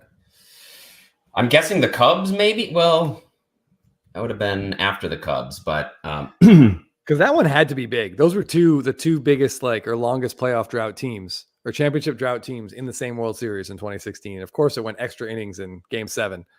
Yeah, as it should. So those ratings had to be big. And as Jeff points out, this is only U.S. ratings. This is not worldwide ratings. The ratio of television sets tuned into the World Series in Japan versus any other shows dwarfs what it was in the U.S. Yeah, and also I would say if it's 14 million people, is that 14 million TV sets were turned on? Because based on the videos we were seeing, I would say they averaged 9 people per TV screen. It's a lot of eyes. So the actual number of viewers might be significantly higher. This is mean. Jeez. Yeah. Well, Flaherty did his best poor Kershaw impression. I mean, if Kershaw had to face Judge in Game 7 of the World Series with a game on the line, like, is it possible for both teams to lose? Yeah, how long does that at bat go, and what happens in it? I don't even know. I don't know. The world's a different place, Kate. But yes, the average audience for the 1980 World Series, which is what, Kansas City and Philly? Good job, Jeff. Was 54.9 million viewers, which is crazy considering the population then was probably what, like 200, barely over 200 million people in the U.S. That's a little different world. Yeah, well, there are less options. All right, Jeff, who was the World Series MVP in 1980 when Philly won? Mike Schmidt. That is correct. But he hadn't yet been a league MVP. No. Well, he hadn't gotten awarded for it. Yes, correct. Yeah. Yeah. All right. No more economics of baseball talk. It makes Brewers fans like me a little depressed. We can talk about economics of the hobby, though, for a long time. I want to ask you guys, so in January, we're going to get a Hall of Fame election, which is exciting. And so do we think Billy Wagner gets in? Probably. Do we think Sabathia gets in? He damn well better. And I think Ichiro is on this ballot too, Jeff, but I'm not. I should have looked up. I should have looked into that before I just threw it out there. Well, Los Bravos, I think the series about Brett's, was that 80 or were the hemorrhoids in 85? Yeah, that was a little bit later, I do believe. I think the hemorrhoids were 85. Yeah. The Pine Tar was 83, and then, I think 85 was... I think George Brett was involved in a lot of baseball from 80 to 85, a lot of incidents, you might say. Although, actually, you know what? Maybe it was 80 because I think it was his first time in the World Series. So, I think Los Bravos was right. I think it was 80 because I remember, like, in that video, the movie about him that they show the movie, the little documentary on the MLB Network, they talk about how he'd worked so hard to finally get to the World Series, and then he had to miss the first game because of, well, you know. Yeah. It was 1980. Okay. All right. A lot of people saying 1980. Okay. Somehow Ichiro won't be unanimous, Kate says. What excuse do you think the idiot voter will use as his reason for leaving Ichiro off? I mean, not enough power. It's really tough to think of a reason to leave him off. And especially because technically it is the Baseball Hall of Fame, right? So he had great success in Japan before he came over. I think it's going to be tough to see. Racism. I mean, is now a good time to buy an Ichiro card? Do you think Ichiro stuff will spike with the announcement, or is it all baked in? When does the spike come, Chris? The spike comes before the announcement happens. True. Ichiro, Sabathia, Pedroia, Kinsler, Felix, Tulo, new to the Hall of Fame ballot this year. Man, some good names in there. I'm voting. I mean, I'll tell you right now, I would vote Ichiro, yes. Sabathia, yes. I would vote Felix Hernandez, yes, as well. I think that's it for the newbies for me. I have to really take a long look at Pedroia. His career was just too short. I mean, he was so important, but Tony Lehman, present at the 82 World Series in Milwaukee or St. Louis. That was the Suds series, they called it, Chris, because especially at that time, you had Anheuser-Busch in St. Louis making a lot of beer, and Miller and Pabst in an old style. All right. Leinenkugels, a lot of Milwaukee beers. So the Suds series. Who was the MVP of that series? I believe it was Darryl Porter. Darryl Porter is correct. But Robin Yount was the first player to have two four-hit games in a World Series. He was dominant, but they didn't quite do it. Maybe two. Yeah. I think his future teammate then, Paul Molitor, I think Molitor might have the record for hits in a series. I'm not sure. He was 5 for 5 in one game, I know. Yeah. Carter Hall, congratulations. Ripping some 24 update and just pulled a Jackson Merrill SSP home field advantage. Cool. Yeah, Wilsey talking about that. Sorry. I was gonna say this Wilsey comment here. I'm not a huge Walker Buehler collector, but I do like the guy, and his whole attitude was just spectacular. Yes. I thought you love guys who are like, give me the ball. Let me go get that. When he got that last out, I know they don't like Alex Verdugo, especially because he ran his mouth a little bit, but him just standing there like this isn't hard, guys. Like, why are we making this more difficult? That was amazing. That better be his 2025 FSB. His realization that he's been bad. He's come back from 2 surgeries. He's been bad. He said he felt like he wasn't even sure if he was going to be on the team. He felt like he had a lot to prove, and just to be so grateful to be given that opportunity. And what a change in his career narrative, right? Oh yeah. Like Will said, I mean, I'd say at this point of his career, a mediocre starter, but he closed that game out like it was nothing, which is kudos to him. And that's again, I would, no offense to Yankee fans, but their 7-8-9 is not instilling a lot of people with fear, but I did like that he just went right at him too. Yeah. Wasn't like dancing around the corners. You got to get those 3 outs. We saw how many closers implode during the playoffs. Just such a stupid position to pay a lot of money for. Yeah. Devin Williams blew it for the Brewers. Clase was horrible. Closers for both these teams weren't great. I mean, Treinen in the last game, of course, ended up going through a buzzsaw, but Treinen was incredible. I feel like there's always like kind of like unsung. Like we talked about, Treinen was basically the Tyler Matzik for the Dodgers in that game. That game, like just 2.1 innings. When after Judge hit that double and then he walked Chisholm, you could see there was potential there for the wheels to come off. And did he end up getting to 40 pitches that game? I know he was upper 30s. That was a lot of pitches for a closer to have after pitching a lot previously as well. I love Dave Roberts coming out to talk to him and being like, "No, I got it." Yeah, and he did. Yep. That pitch to Rizzo. It's on Pitching Ninja on Instagram. It's like 21 inches of break to get that last out. I will say that Stanton missed a shot. The pitch Stanton flew out to right field was almost identical to the pitch Stanton homered on earlier in the game. But I mean, when you throw a 96, Treinen's arm. And it might. And probably if you ask him, he'll say it's worth it. If you ask any Dodgers fan, they'll say it's worth it. So, kudos for him for doing that. That just made me laugh. Mad City Brew. He looked like he hadn't pitched in a little while. I'll put it that way.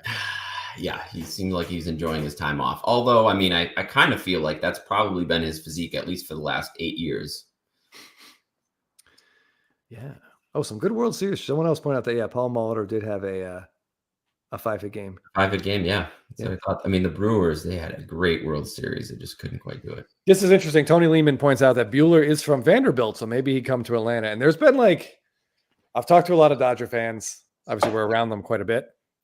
But there's sort of been there was rumors, thoughts, ideas. I don't know, unofficial because none of them work for the team. But Max Fried is from out here. Went to Harvard Westlake with Giolito and Flaherty. So it would kind of make sense. They're both free agents. Like for the Dodgers to sign Fried and the Braves take a risk on Buehler. But after that World Series, I don't know. I would guess Buehler would take a team friendly deal, maybe short term, to try and prove himself to stay there. But we shall see. I think we talked about this. Fact check: 42 pitches. Thank you, Jay Marble. 25 for strikes. Alan Ginter got me off my. Yeah. We can talk about that for a minute if you want. Yeah, go ahead. Let's talk about Alan Ginter. Yeah. Sorry. We hit at the same time. Sorry. Oh, you got it. All right. Leonard asks, what do we think of this year's Allen and Ginter? We have a couple friends on Instagram that love it. We don't know a ton about it. It's a very niche product, but that niche is really passionate about it, Jeff, which is the thing that we really like. I love looking at guys like Ginter Gold Fever on Instagram, Ginterwood Minis on Instagram, and there's more, but those guys like that are great collectors. Things I've heard that are good. The numbering is back on the back of the cards, Jeff. That's nice. Last year, inexplicably, for the first time in a decade, Topps hand numbered on the front. Which looked a little... It didn't look right. And it irritated everybody. So that's back. But I also saw a lot of complaints that the stained glass minis now come in card size frames, if that makes sense. So instead of there being a loose mini in the pack, everything will look like it's the same size and there's a mini inside. So I don't think people are thrilled about that. They've done that before for other things, but not the stained glass. Is that correct? Not the stained glass. Okay. So I just don't understand. It's just stuff like that. Like Allen and Ginter is a set for collectors. Yes. People, diehard collectors. Continuity. People I'll put myself in this category. We don't like change, Jeff. That's right. We like to collect the same things the same way over and over and over again. Stop changing things. Yeah, that seems like a lateral move at best, right? Why are they? Donnie says you can get them in rip cards as normal minis because interesting. Okay. If they're in a rip card, it's just the mini cards so they can't put the border around it. I wonder if that changes the production numbers at all. If they've made them both ways, or if they because how do you know how many are put in the rip cards versus the ones you can pull? Yeah. I don't know, but I've never opened any Allen and Ginter. But I know there are some retail options. There's fun stuff in there. There are some really interesting. I'm going to forget the examples that I had in my head. But they do like non-baseball autos. Yeah, and some of those are pretty interesting. Yeah, kind of like restaurateurs, chefs, musicians, broadcasters. Yeah, this can be good. Which reminds me, when we get to our Instagram shout outs, Jeff, I wanted to show everyone my favorite card I saw this week is maybe one of my favorite cards I've seen all year. And it is not a sport, not an athlete. Oh, okay. Yeah. All right. It's got to be a Star Wars card. Excellent. I like that. All right. Usain Bolt and Chuck Norris have autos. Yes. Yeah, that's Chuck Norris. That was the name I was trying to remember. Yeah. Yeah. Those look really cool. And Usain Bolt, it's crazy he hasn't had autos in anything yet. That's weird. You think people would be throwing money at him to get him in? Yeah. He's like an incredible personality. Obviously one of the best athletes in the last 50 years. But by the way, funny story about Usain Bolt. The second time when he defended his title in the 100 meters, I was watching it in a hotel room at a softball tournament that I traveled to, and it froze like, I don't know, halfway into the race, maybe a little bit more, about 65% into the race. Like the cable in the hotel froze. And it came back like 9 minutes later, and they were just talking about how incredible the race had been. They were still talking about it. And we're like, son of a bitch. It was preposterous. Docs cards. Yes. Thank you. If you're a Boy Meets World fan, Danielle Fisher, I think is her name, who played Topanga. She has autos in Allen and Ginter. Hold on to your butts. Oh, those will be a hot item, I suspect, with some of the collectors in the crowd. Ooh, yeah, BFG. This was a popular one. It was. Yeah. I specifically remember that one too. Yeah. Yeah, very, very cool. But I wish Jeff and I wish we knew more about that product. Yeah. But we just don't. I know there's a Freddie Freeman one of one on eBay, but he's a Dodger, and I think it's like $300, but it also has a bunch of damage on the front. Like it was probably in a rip card, is what I was told, and some of it may have gotten stuck. Yeah. But if it were a Brave Freddie Freeman Wood 1 of 1, I might just have to snag one to have one. But because it's a Dodger, I've let it sit there. What does Ginter Wood Minis think of that one? So he has, I guess, my understanding from what he told me is that Freeman has 2 Wood Mini 1 of 1s that year, and he has the other one. So he doesn't feel the need to acquire the second. 2 different cards in the set, and then each of them have a 1 of 1 wood variation. Well, I think what he was saying is there's a wood 1 of 1, and there's another 1 of 1, another wood 1 of 1 that was only in the rips. It gets complicated. It's like I feel like this is like you and I talking about Stadium Club versus Stadium Club Chrome. I'm sure it drives people insane. But anyway, he said there were 2. He has the other one. He's like, I don't need 2 of the same guy. That brings up more questions because what somebody told earlier in the chat about the stained glass being in the rips as well. Does that mean there's stained glass rip versions in addition to the stained glass framed versions? Like double the run? Yeah, exactly. I don't have answers to these questions. Yeah, unfortunately, no. We do have speaking of questions we can answer though.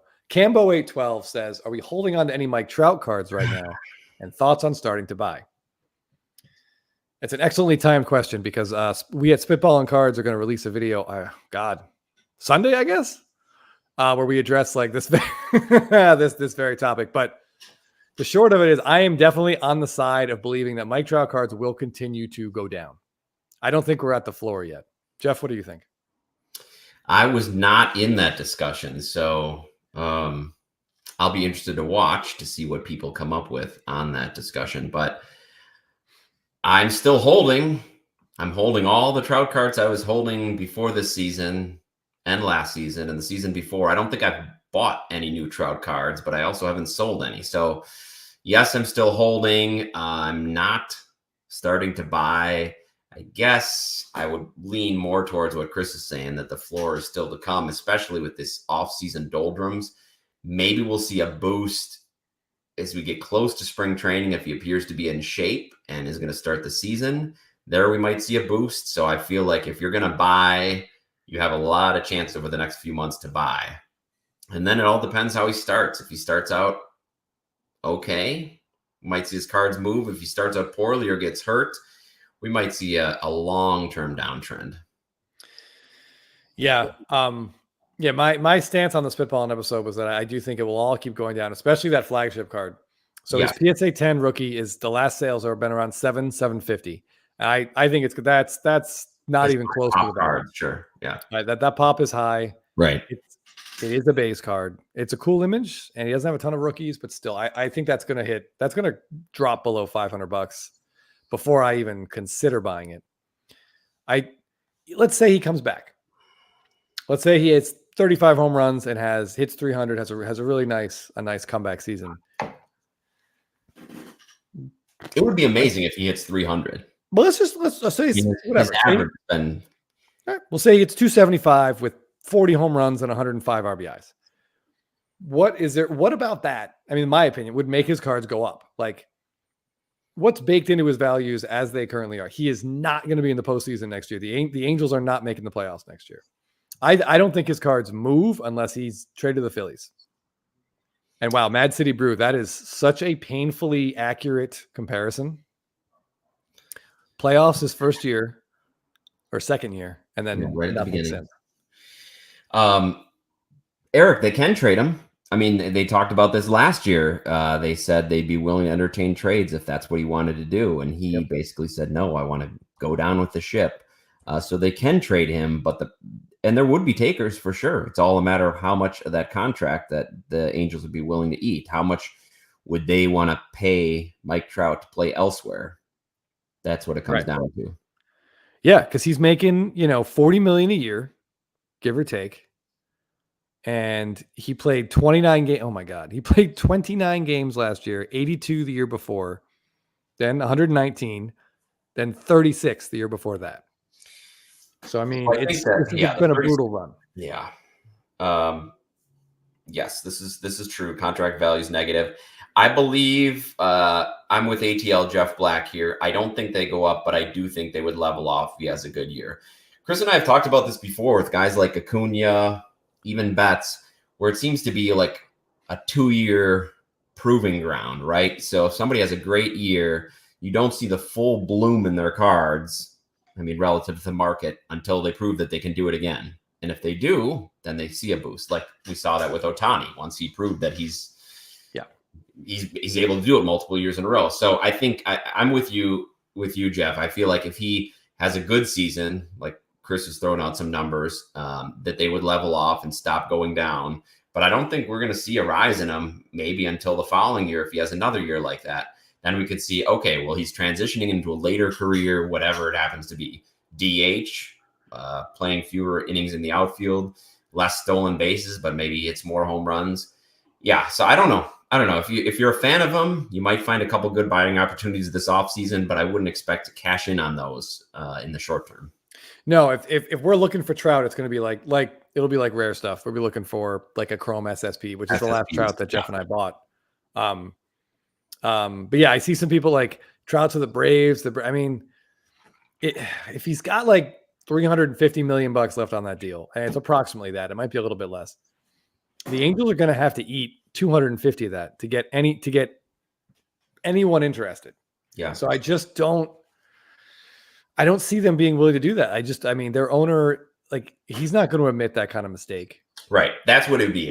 Admitting a mistake, and you'd be paying him to play somewhere else. And he is one of the reasons that fans still go to those games. They were upset when Ohtani left. But SFO Sox fan, I don't know. I feel like a team like the Phillies, there's not that much to trust if you can get the other team to take on a majority of that contract. But that's where the big issue would come in. Yeah. I mean, Citizens Bank is small. He could play left field there and potentially not do a ton of, hopefully not do a ton of damage to himself. He could even DH a lot of it. No, he can't. They have Schwarber. Well, he and Schwarber could take turns in left field. Schwarber could play out there a couple days a week and probably not kill you. But yeah, it's going to cost. Could they get Andrew Painter? from Philly if they ate a bunch of that money. Depends I on bet what they something ate. like that could be there's an amount that makes sense. I mean, think about what the Mets were able to do with Verlander and Scherzer last year. They ate the money and they got prospects. They got prospect capital back. So it's something the Angels legitimately should look for because it's not like they're a year or two away, Jeff. No, they're and as Kate says, yes, they're willing to put that money to Soler. But yeah, the Trout thing, I think at some level it's a pride issue for ownership and a fan issue.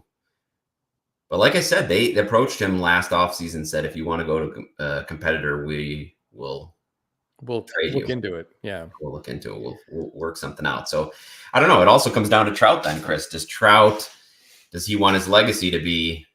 I did ask out of the Angels to go play with a winner. yeah. Does I he don't know. care? Does he want to just collect his paycheck in relative anonymity? And his cards. 5 years. We know he likes to collect his cards as well. Collect his cards. Yeah, there's some market there. Yeah, I would say that if watching Ohtani leave, go somewhere else and have success and win the World Series, if that's not enough to motivate him to call the front office and say let's explore this, then it's never going to happen. Agreed. Yeah, I would love to see it. I'd love to see it. I do think there's like long-term value in Trout cards, but it's going to take. We have to get to that point, where we're looking back on his career and how amazing it was. And you can't do that when he's still playing. He's still playing and still being injured and in the decline phase of his career until he shows he can. It feels like he's such a good hitter that even if he can't play the field as much anymore, he could be an asset to a team as a DH into his late 30s if he can stay healthy, if he can stay on the field.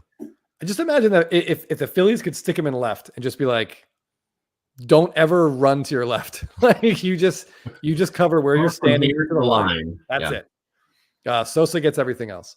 Or I think it's Sosa or Rojas. Either went Rojas. Yeah. I mean, if you could get him he could play 125 games, and he and Schwarber could alternate Schwarber, Turner, Harper, Trout. I mean, it's pretty nasty. Down to Eric says it's down to 222 million left. So okay, all right, it's plausible for some of these deep-pocketed owners. I thought it was more than that. I really did. He's only got 6 years left. He's played through a few of it. Plus, first half of it already. Front, yeah, interesting. Yeah. So I mean, the Phillies, the Angels. If the Angels would eat, man. 100 million of that means the Phillies would pay 20 million a year for Mike Trout. So I think it's got to be more than that. So they'd have to eat. Not bad, though. I mean, when we talk about the Brewers exercising Hoskins' option for 18 million next year, it's true. So yeah, maybe they do that. To eat 100, or if they want to eat more, eat 125 of it, and then I bet you get a good prospect back. You get a good. Then you could talk about Andrew Painter, coming back to lead their pitching staff. Yeah, that's what Leonard says as well. Consider if they get back young talents in their team control. It's just the way that Angels ownership group goes, you really don't know who's going to be in charge there after a few years. But this makes sense, Leonard. Yeah. Jeff Budenhagen says rather have Trout or Yelich. Man, Yelich is becoming another what could have been story because his back, he just can't stay healthy, and he was on track for another great season. I know it would have been nice to have him lead the Brewers into the playoffs. He reinvented himself the previous year as a pretty strong leadoff hitter, top of the order guy instead of the power guy he was. But I don't know. Guys get older and they just don't seem to get healthier. I would take Trout given those two options because Yelich's issue has been his back.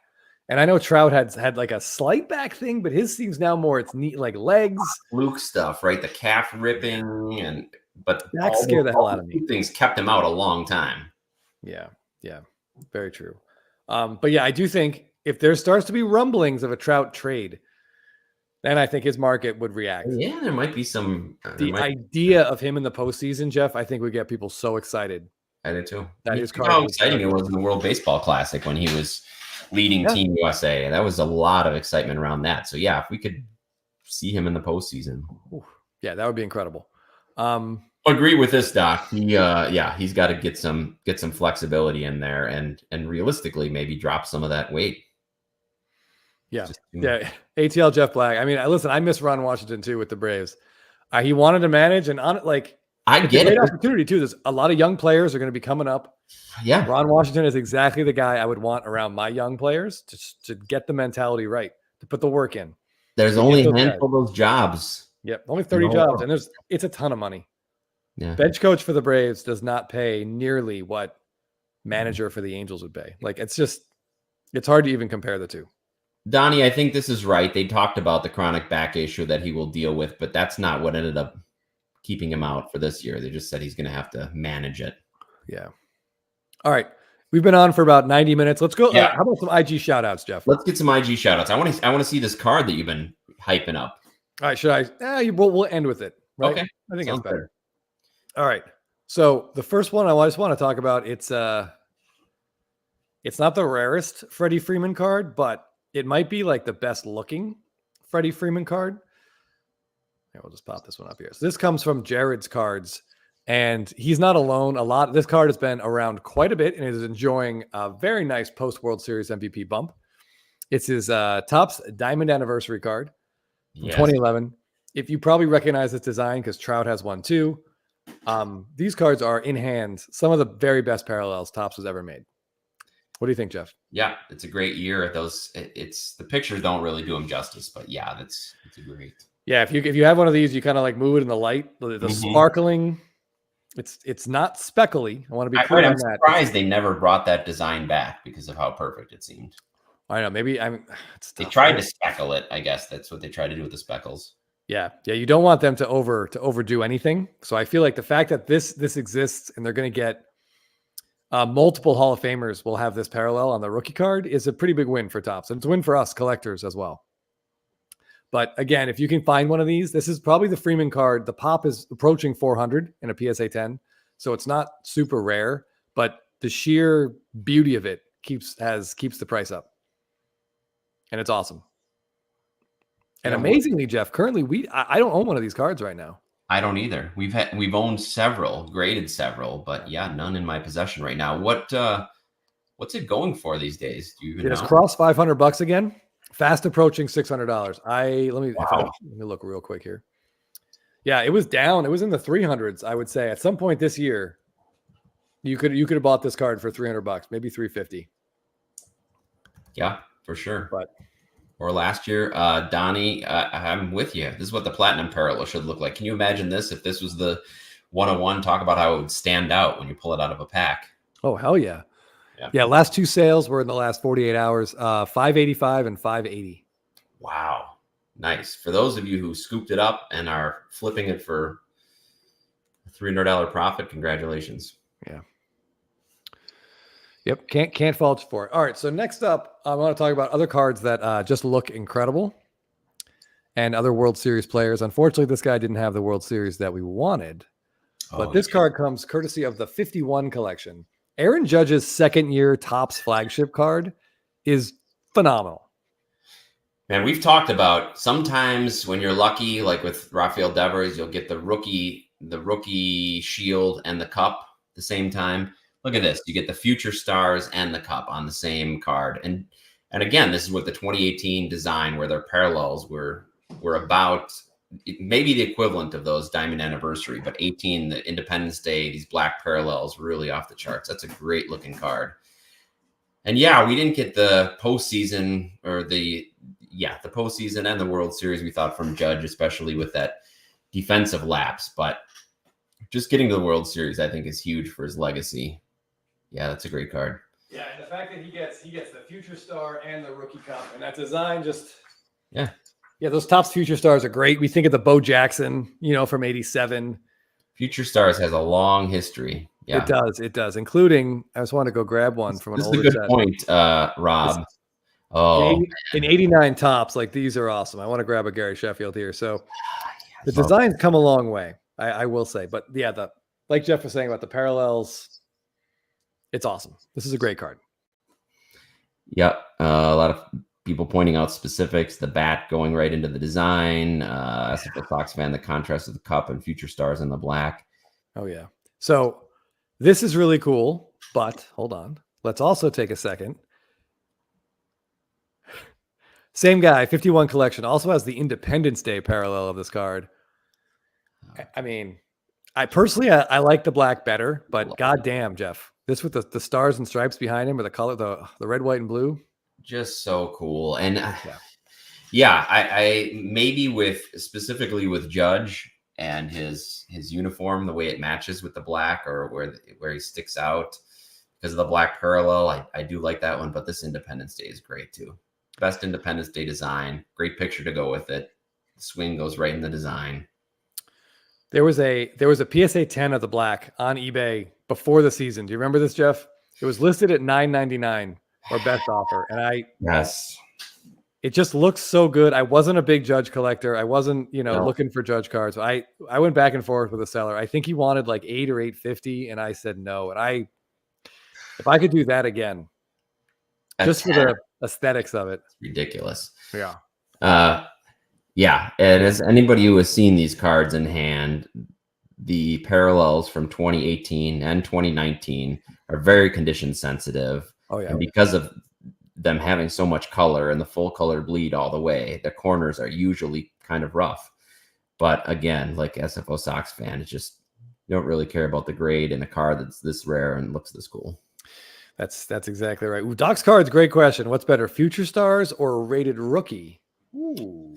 Well, it's sad that we only get rated rookies in Panini products now. I'm wondering, it's going to be interesting to see if Topps tries to purchase that moniker once they have the license for all the sports, because we still get rated rookies in basketball, like on licensed cards. But once Panini no longer has any of the licenses, an item like a rated rookie will be one of their most highly sought after IPs. So I feel like they could probably get a lot from Michael Rubin and Fanatics for that, because I'd love to see rated rookies back. Oh yeah, they would look weird on a Topps card though. It would. Yeah, I wonder. Take a little getting used to. But when I think of rated rookie, I'm sure you think of the same thing. I picture that 86 Canseco. It's always going to be the card that just jumps right to my head. Yeah, all those 86 rated rookies. Yeah. Matt Koziel, I see SFO Sox fan answered your question, but yeah, the Independence Days are numbered to 76 this year and every year, and the blacks were numbered to 67 this year. But they're, again, we said it a million times, two of the best looking Topps parallels ever. Mad City Brew, sorry about the Sheffield card, had to show it. Jeff, what do you think about Jimmy B cards here while I get the next shout out up? Do you think the error that happened with Judge will hang over him in the future? Maybe, and to some degree, but in general, as we've talked about, it seems like postseason performance can really enhance your value and collectability, but in the long term, it doesn't really harm it. So I don't know. I hope that he gets a chance to get back and just redeem himself for what it's worth, but he got to play in his first World Series. Like I said before, he came up with a big offensive performance in that final game, which sort of cancels it out a little bit. And it wasn't just that mistake. There were other mistakes, which I believe somebody in the chat brought up, the Cole not covering first, which was kind of a big deal, and how that will follow him around. I don't know. The point is what some Yankee fans are calling it online. All right. So speaking of Judge, I also just want to quickly highlight this. I thought this was cool and done incredibly fast. So Cal Fusion completed Aaron Judge's Topps Chrome Sapphire image variation rainbow, parallel rainbow. Speaking of pointing. Right? Yes, we've got base, gold, orange, black, red, and the super. And I feel like, Jeff, that product's only been out for like a month. How do you do it so fast? Yeah, that's really fast. Talk about saved searches. Yeah, but in a year where we're getting like it's going to be close to 12 image variations for some of these big stars. Like this Aaron Judge card, I kind of like. I like this more than his Topps Chrome, which was just him like with a microphone in his hand. I think was his SSP. This Sapphire is kind of cool. He's winking and pointing. Yeah. I'm pretty sure our groom to be has one of these like taped on the headboard of his bed. Makes eye contact with it every night. But whatever, anytime you can complete a rainbow. It's impressive.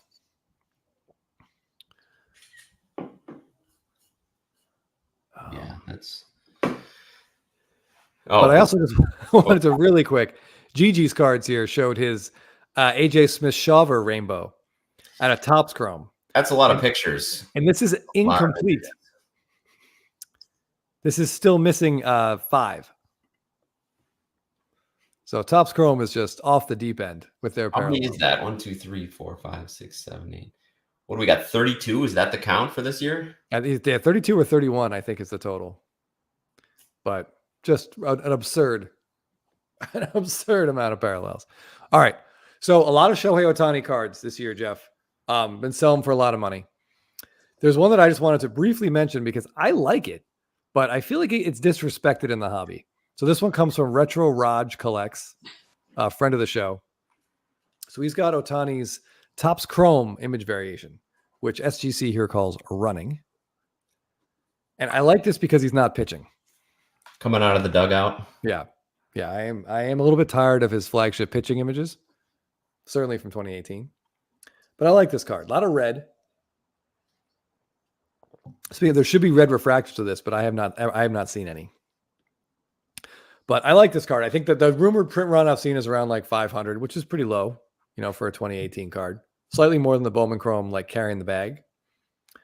But I like this card. If you're looking for a good Ohtani that isn't gonna, financially break you forever, this might not be a bad one to grab. Yeah, it's a fun image. Yeah, I like how they. It's hard to tell with this picture because this photograph of the image is really cool. Is this one where on the refractor they've kind of isolated the background out? You know what I mean? Like on some. Yeah, like they kind of faded the background out. Yeah, I can't tell if it's from this photo or not. It's a great photo of the image. Yeah, this is a cool card. I feel like as Ohtani stuff like rises and rises, I mean, he's probably the one player who is not. I don't think he's going to have too many image variations because there's just going to be enough demand for it. But yeah, I think they absolutely did. The more I look at this, I think they've like kind of focused on him and faded out the back. Yeah, it's a great card.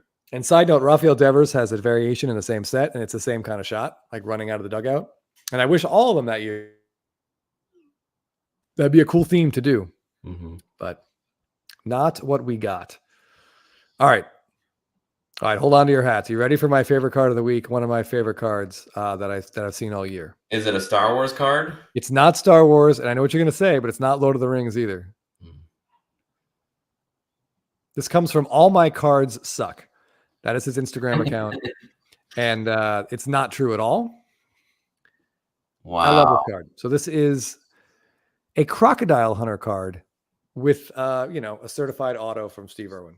What set is that from? Is that like a magazine? Is it an upper deck? I can't read the flip. Yeah, the flip or whatever. It says 2002 The Crocodile Hunter. So I think there was a set of Crocodile Hunter cards.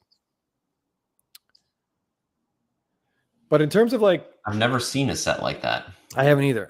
But in terms of celebrities, famous people from the 2000s, like he is very high on my list of people that I really, really love, and I was extremely sad. When he can't have a lot of autographs considering the popularity of the card hobby before he passed away, right? I highly doubt it. I have no idea what the pop report is on something like this. I have no clue. I just think it's amazing. Like he was such a fantastic person, that we lost way, way, way too soon. Had made a difference for so many animals and people as well, really. Yeah, I would love a copy of this card, so I'm gonna have to start looking for one. Can you read us what All My Cards Suck says in the? Yeah, this was his entry. Our buddy Ephus Pitch had a best designed card contest. I don't know if any of our viewers entered, but he did pick a winner, and I can pull that up. So All My Cards Suck writes, as far as non-sports autos go, I feel like most are generic with just a headshot and a boring background. However, I love the fact that this image is an action shot with a crocodile and the aged parchment torn paper look that mimics the aesthetic of the Crocodile Hunter VHS tapes that I was so obsessed with as a child. I've never seen a non-sports auto where the design lends itself so perfectly to the subject matter on the card. And yeah, I would agree with both in the comments I see here. I think a lot of people agree with this. The first comment the first comment's me, but after that, someone else says no one can post a cooler card than this. Ephus Pitch says he loves it, and it goes on. But this is just really cool. Is the back on there by any chance? No, I don't see a picture of the back on here. No, it's just one photo in the post. But yeah, I'm going to look into how many of these exist and see if I can track. A Plumberman says the only celeb I was truly upset when he died. MJR Sports Cards. Chris, I've met the Irwin family over 10 times. You'd be happy to know that they are, as you would expect, amazing and incredible people.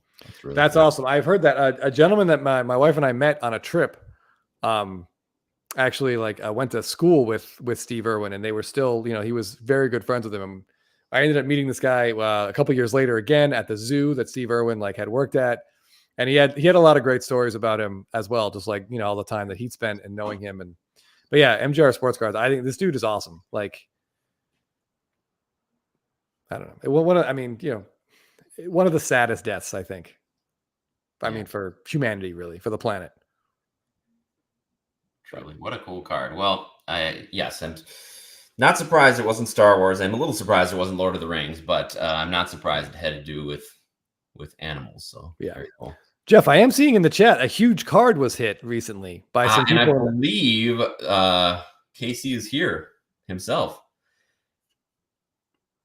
So just pulled a Cheerio Golden Mirror out of a hobby box. Is that true, Casey? Wow. And a sweet blue shimmer Ohtani Yamamoto. Jeez. Wow, that's awesome. That is awesome.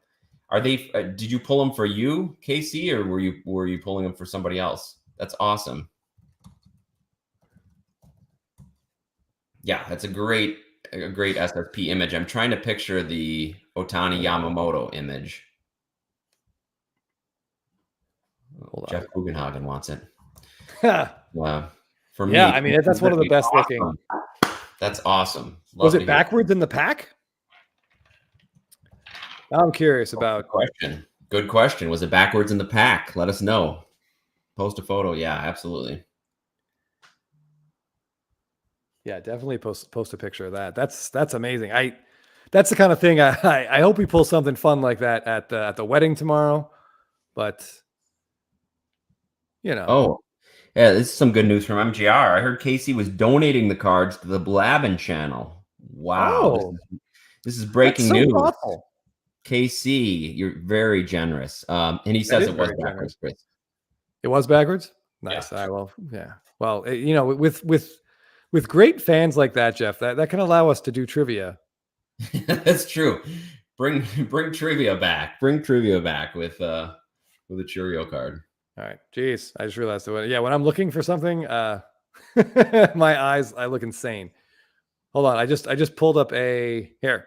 For those of you who don't know what it looks like, just wanted to pull up there we go.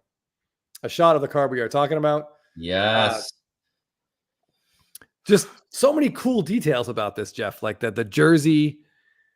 Love the fact that you can know exactly the game. Yes. Had a grand slam against the Cubs, the hated rival Cubs. What a great picture. A great image choice. Got to give him credit. Congrats on KC for pulling that. That's awesome.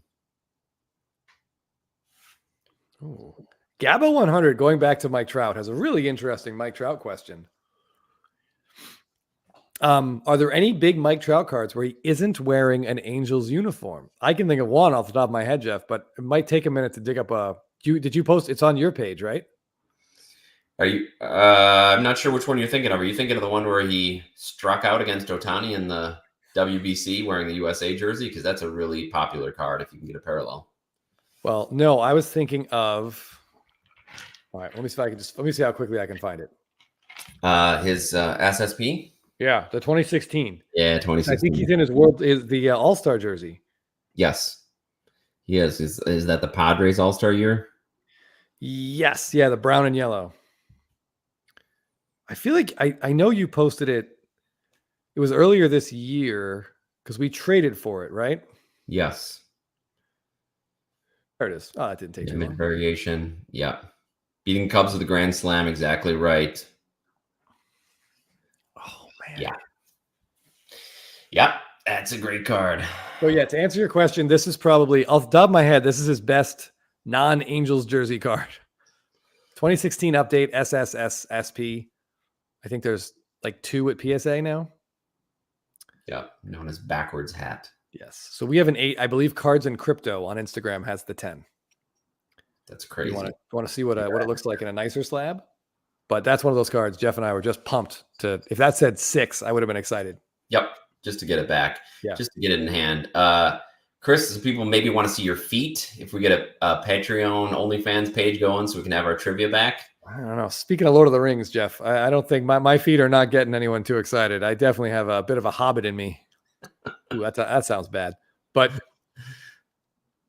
everyone, this is the closest Chris is going to get to a Jackson Churio card. Maybe we'll never know. Mad City Brew, you just keep tempting me. Yeah. I don't want to do it because I don't want him to get hurt and have you among other Brewers fans coming to my house with pitchforks. But taunting. Yeah. I do like him as a player, and I think he's a really interesting buy. He's so young. If this wasn't a fluke, if this second half wasn't a fluke, and all the abilities that we saw don't lend to flukishness. That's probably the worst word, but you know what I'm trying to say. Yeah. Like he really did look like he took huge steps, and he was not nervous or scared in the playoffs in their 3-game series against the Mets. So I like Churio a lot. I just wish he didn't have so many gosh darn cards and more coming every day. Yeah, you got to be very specific when you look at his cards. SFO Sox fan, I wish Betts SSP was like this instead of the back of a truck. The back of the truck card is really cool too, and I'd love to have that one. All these ones from 2016 update of those All-Stars are great. Yeah, the back of the truck Mookie is kind of weird, I admit, but it's weirdness. Like Jeff and I like it. I like that it's weird. I've only seen it once, and actually someone listed it for sale during a Blabbin episode. And we found out about it in the chat. Someone was like, "Did you guys buy this?" And we're like, "Buy what?" And it was gone. I think it lasted like 7 minutes or something on eBay. Yeah, that was sad. So if we didn't do the show, we might have seen it earlier. I've not been in a Hobbit. I have been in Hobbiton. I've been to there in Australia. That was in New Zealand. I mean, the reverse Chris curse. Yeah, it can't. I think I passed it to Scotty. I really think I did, because Scott bought a huge Aaron Judge card in the middle of the playoffs. He did, right? I think he bought it shortly after the Class A home run, and then it was pretty much downhill since there. So I think I passed it. Yeah. But we could be talking about a lot of things right there. But okay, KC Card Connection posted to IG, so everybody can go check out the Ohtani Yamamoto on there. Dynasty, yeah, the World Baseball Classic patch autos are pretty cool, I gotta say. They are. I mean, that's a set that is starting to get some heat, I think, possibly because of Teapot and Scott. Chris, KC Card Connection says he does have a card. Sadly, not this Cheerio Gatorade bath. He's considered donating, but it's for the FF fan, and I think there's only one player I know with those initials who somebody's a fan of here. Yeah. All right. So KC Car Connection, there's the one that he pulled. It looks pretty nice too. Look at the top. The top looks pretty nice. Nicer. Yeah, the top edge looks nice and clean. Some of these are so chopped up. And then I think I see an arrow here. So I'll go ahead and I'll give this a like live on camera. Like it. Yeah, the back looks pretty good too. That's pretty nice, Casey. That's one of the nicer ones we've seen. We haven't seen many. That looks good. All right. Oh, so there's the there. Oh, that's cool. Yeah. You see an image like this, Jeff, that would have been really cool as Yamamoto's Golden Mirror rookie. Instead of sitting in the dugout or wearing a suit. Yeah, instead of the press conference, the microphone photos. I would have gone. I would have loved that. Maybe Topps feels like if they put someone else with him, it like diminishes the card. But I thought the responses in 2022 to the Julio and the Torkelson were positive. I think it enhances the card, right? I agree. Yeah. Especially when they're when guys like this that are so connected. Like, not only are they from the same country, they've played together for years, they played against each other and with each other, and their numbers, I just realized, are 1 digit apart. 17 and 18. But all right. That's really cool. Before we leave everyone, Jeff, I did want to share one more thing from Instagram. Okay. I know we're a day after Halloween. We are. But yeah, there was very, very impressive pumpkin work done by JT Canadian Card Hunter. So I just wanted, I felt like this deserved to share. So it's his take. It's his jack-o'-lantern take on the Freddie Freeman walk-off grand slam. Very nice. Very nice. Yeah. There's an impressive detail in this. Right down here on the bottom left, he added "Tops now." Oh, I didn't see that, but now that you pointed it out, very, it's very artistically Yes, done. I was very impressed with this. I thought that looked great. That does look really good. And so help me, Jeff, if we don't get that on at least a couple of cards, versions of it on a couple of cards, I don't even know. I don't know what we're doing. I don't know I don't know. Yeah, and then you wonder what sets are those cards going to be in, Chris? Are they going to be in the sets that you're looking for? I don't know. I don't know. I don't know. Oh, I mean, honestly, if they put that image in like 12 sets, I'd rather they put it in 12 sets than not put it in any. True. Good those point. are the options. As long as one of those sets is, say, flagship, where you can get parallels of it, which would be. There were some great shots, and I'm sure we all saw it after Walker Buehler struck out Verdugo, which was satisfying for every Dodger fan, and honestly, baseball fans in general, outside of Yankee Stadium. There's a shot of like the team like dogpiling, and Buehler was in the middle of that dogpile, and like, remember? Did you see this, Jeff? His face. I didn't see that one. No. Oh my God! Like it's on Instagram. Like he just is going nuts in the middle of that pile, and that would be an amazing card for him. That the arm stretched, or just him like screaming at the top of his lungs as his teammates like jump around him. All right, I got to find that. Does sound like a great picture. Yeah, Woolsey, can we commission this guy to do a remake of the Dwayne Wade statue? Why can't we get statues of players that aren't horrific? Yes, Doc's cards, he did look insane in a good way. And like all the adrenaline, like all the the nerves pouring out. What was worse, Jeff, the Dwayne Wade statue or the Cristiano Ronaldo statue? It has to be the Ronaldo. It's gotta be, right? It was surprising seeing the Dwayne Wade. Did you see the pictures where he was watching? He saw it before it was released, so he saw it in progress. And he was very generous in his statements about how it's an artistic representation. He's like, if you wanted something that looked exactly like me, I could just come and stand outside the stadium and you could take pictures of me. This is an artistic representation of what they remember of that moment or what that moment meant. So he was very generous in his approval. I mean, he doesn't have much to worry about. I believe, if I'm not mistaken, Jeff, he's married to Gabrielle Union, is he not? Correct. Yeah. So, I mean, he doesn't, I'm not sure a statue is going to affect his self-confidence in any way. Okay. Now, thank you for giving the visual, Jeff Black. Buell looked like he was about to run down the hill to fight in Braveheart with that scream. That's an excellent analogy. That's exactly what it looked like. Like he was pumped. It was awesome. Yeah. Will's I don't know. I could get behind this, except this is the artistic duo behind the Jordan statue outside United Center, which I think is one of the best statues out there, and also the Kobe statue. So I don't think they're cheap. I think they're extremely expensive.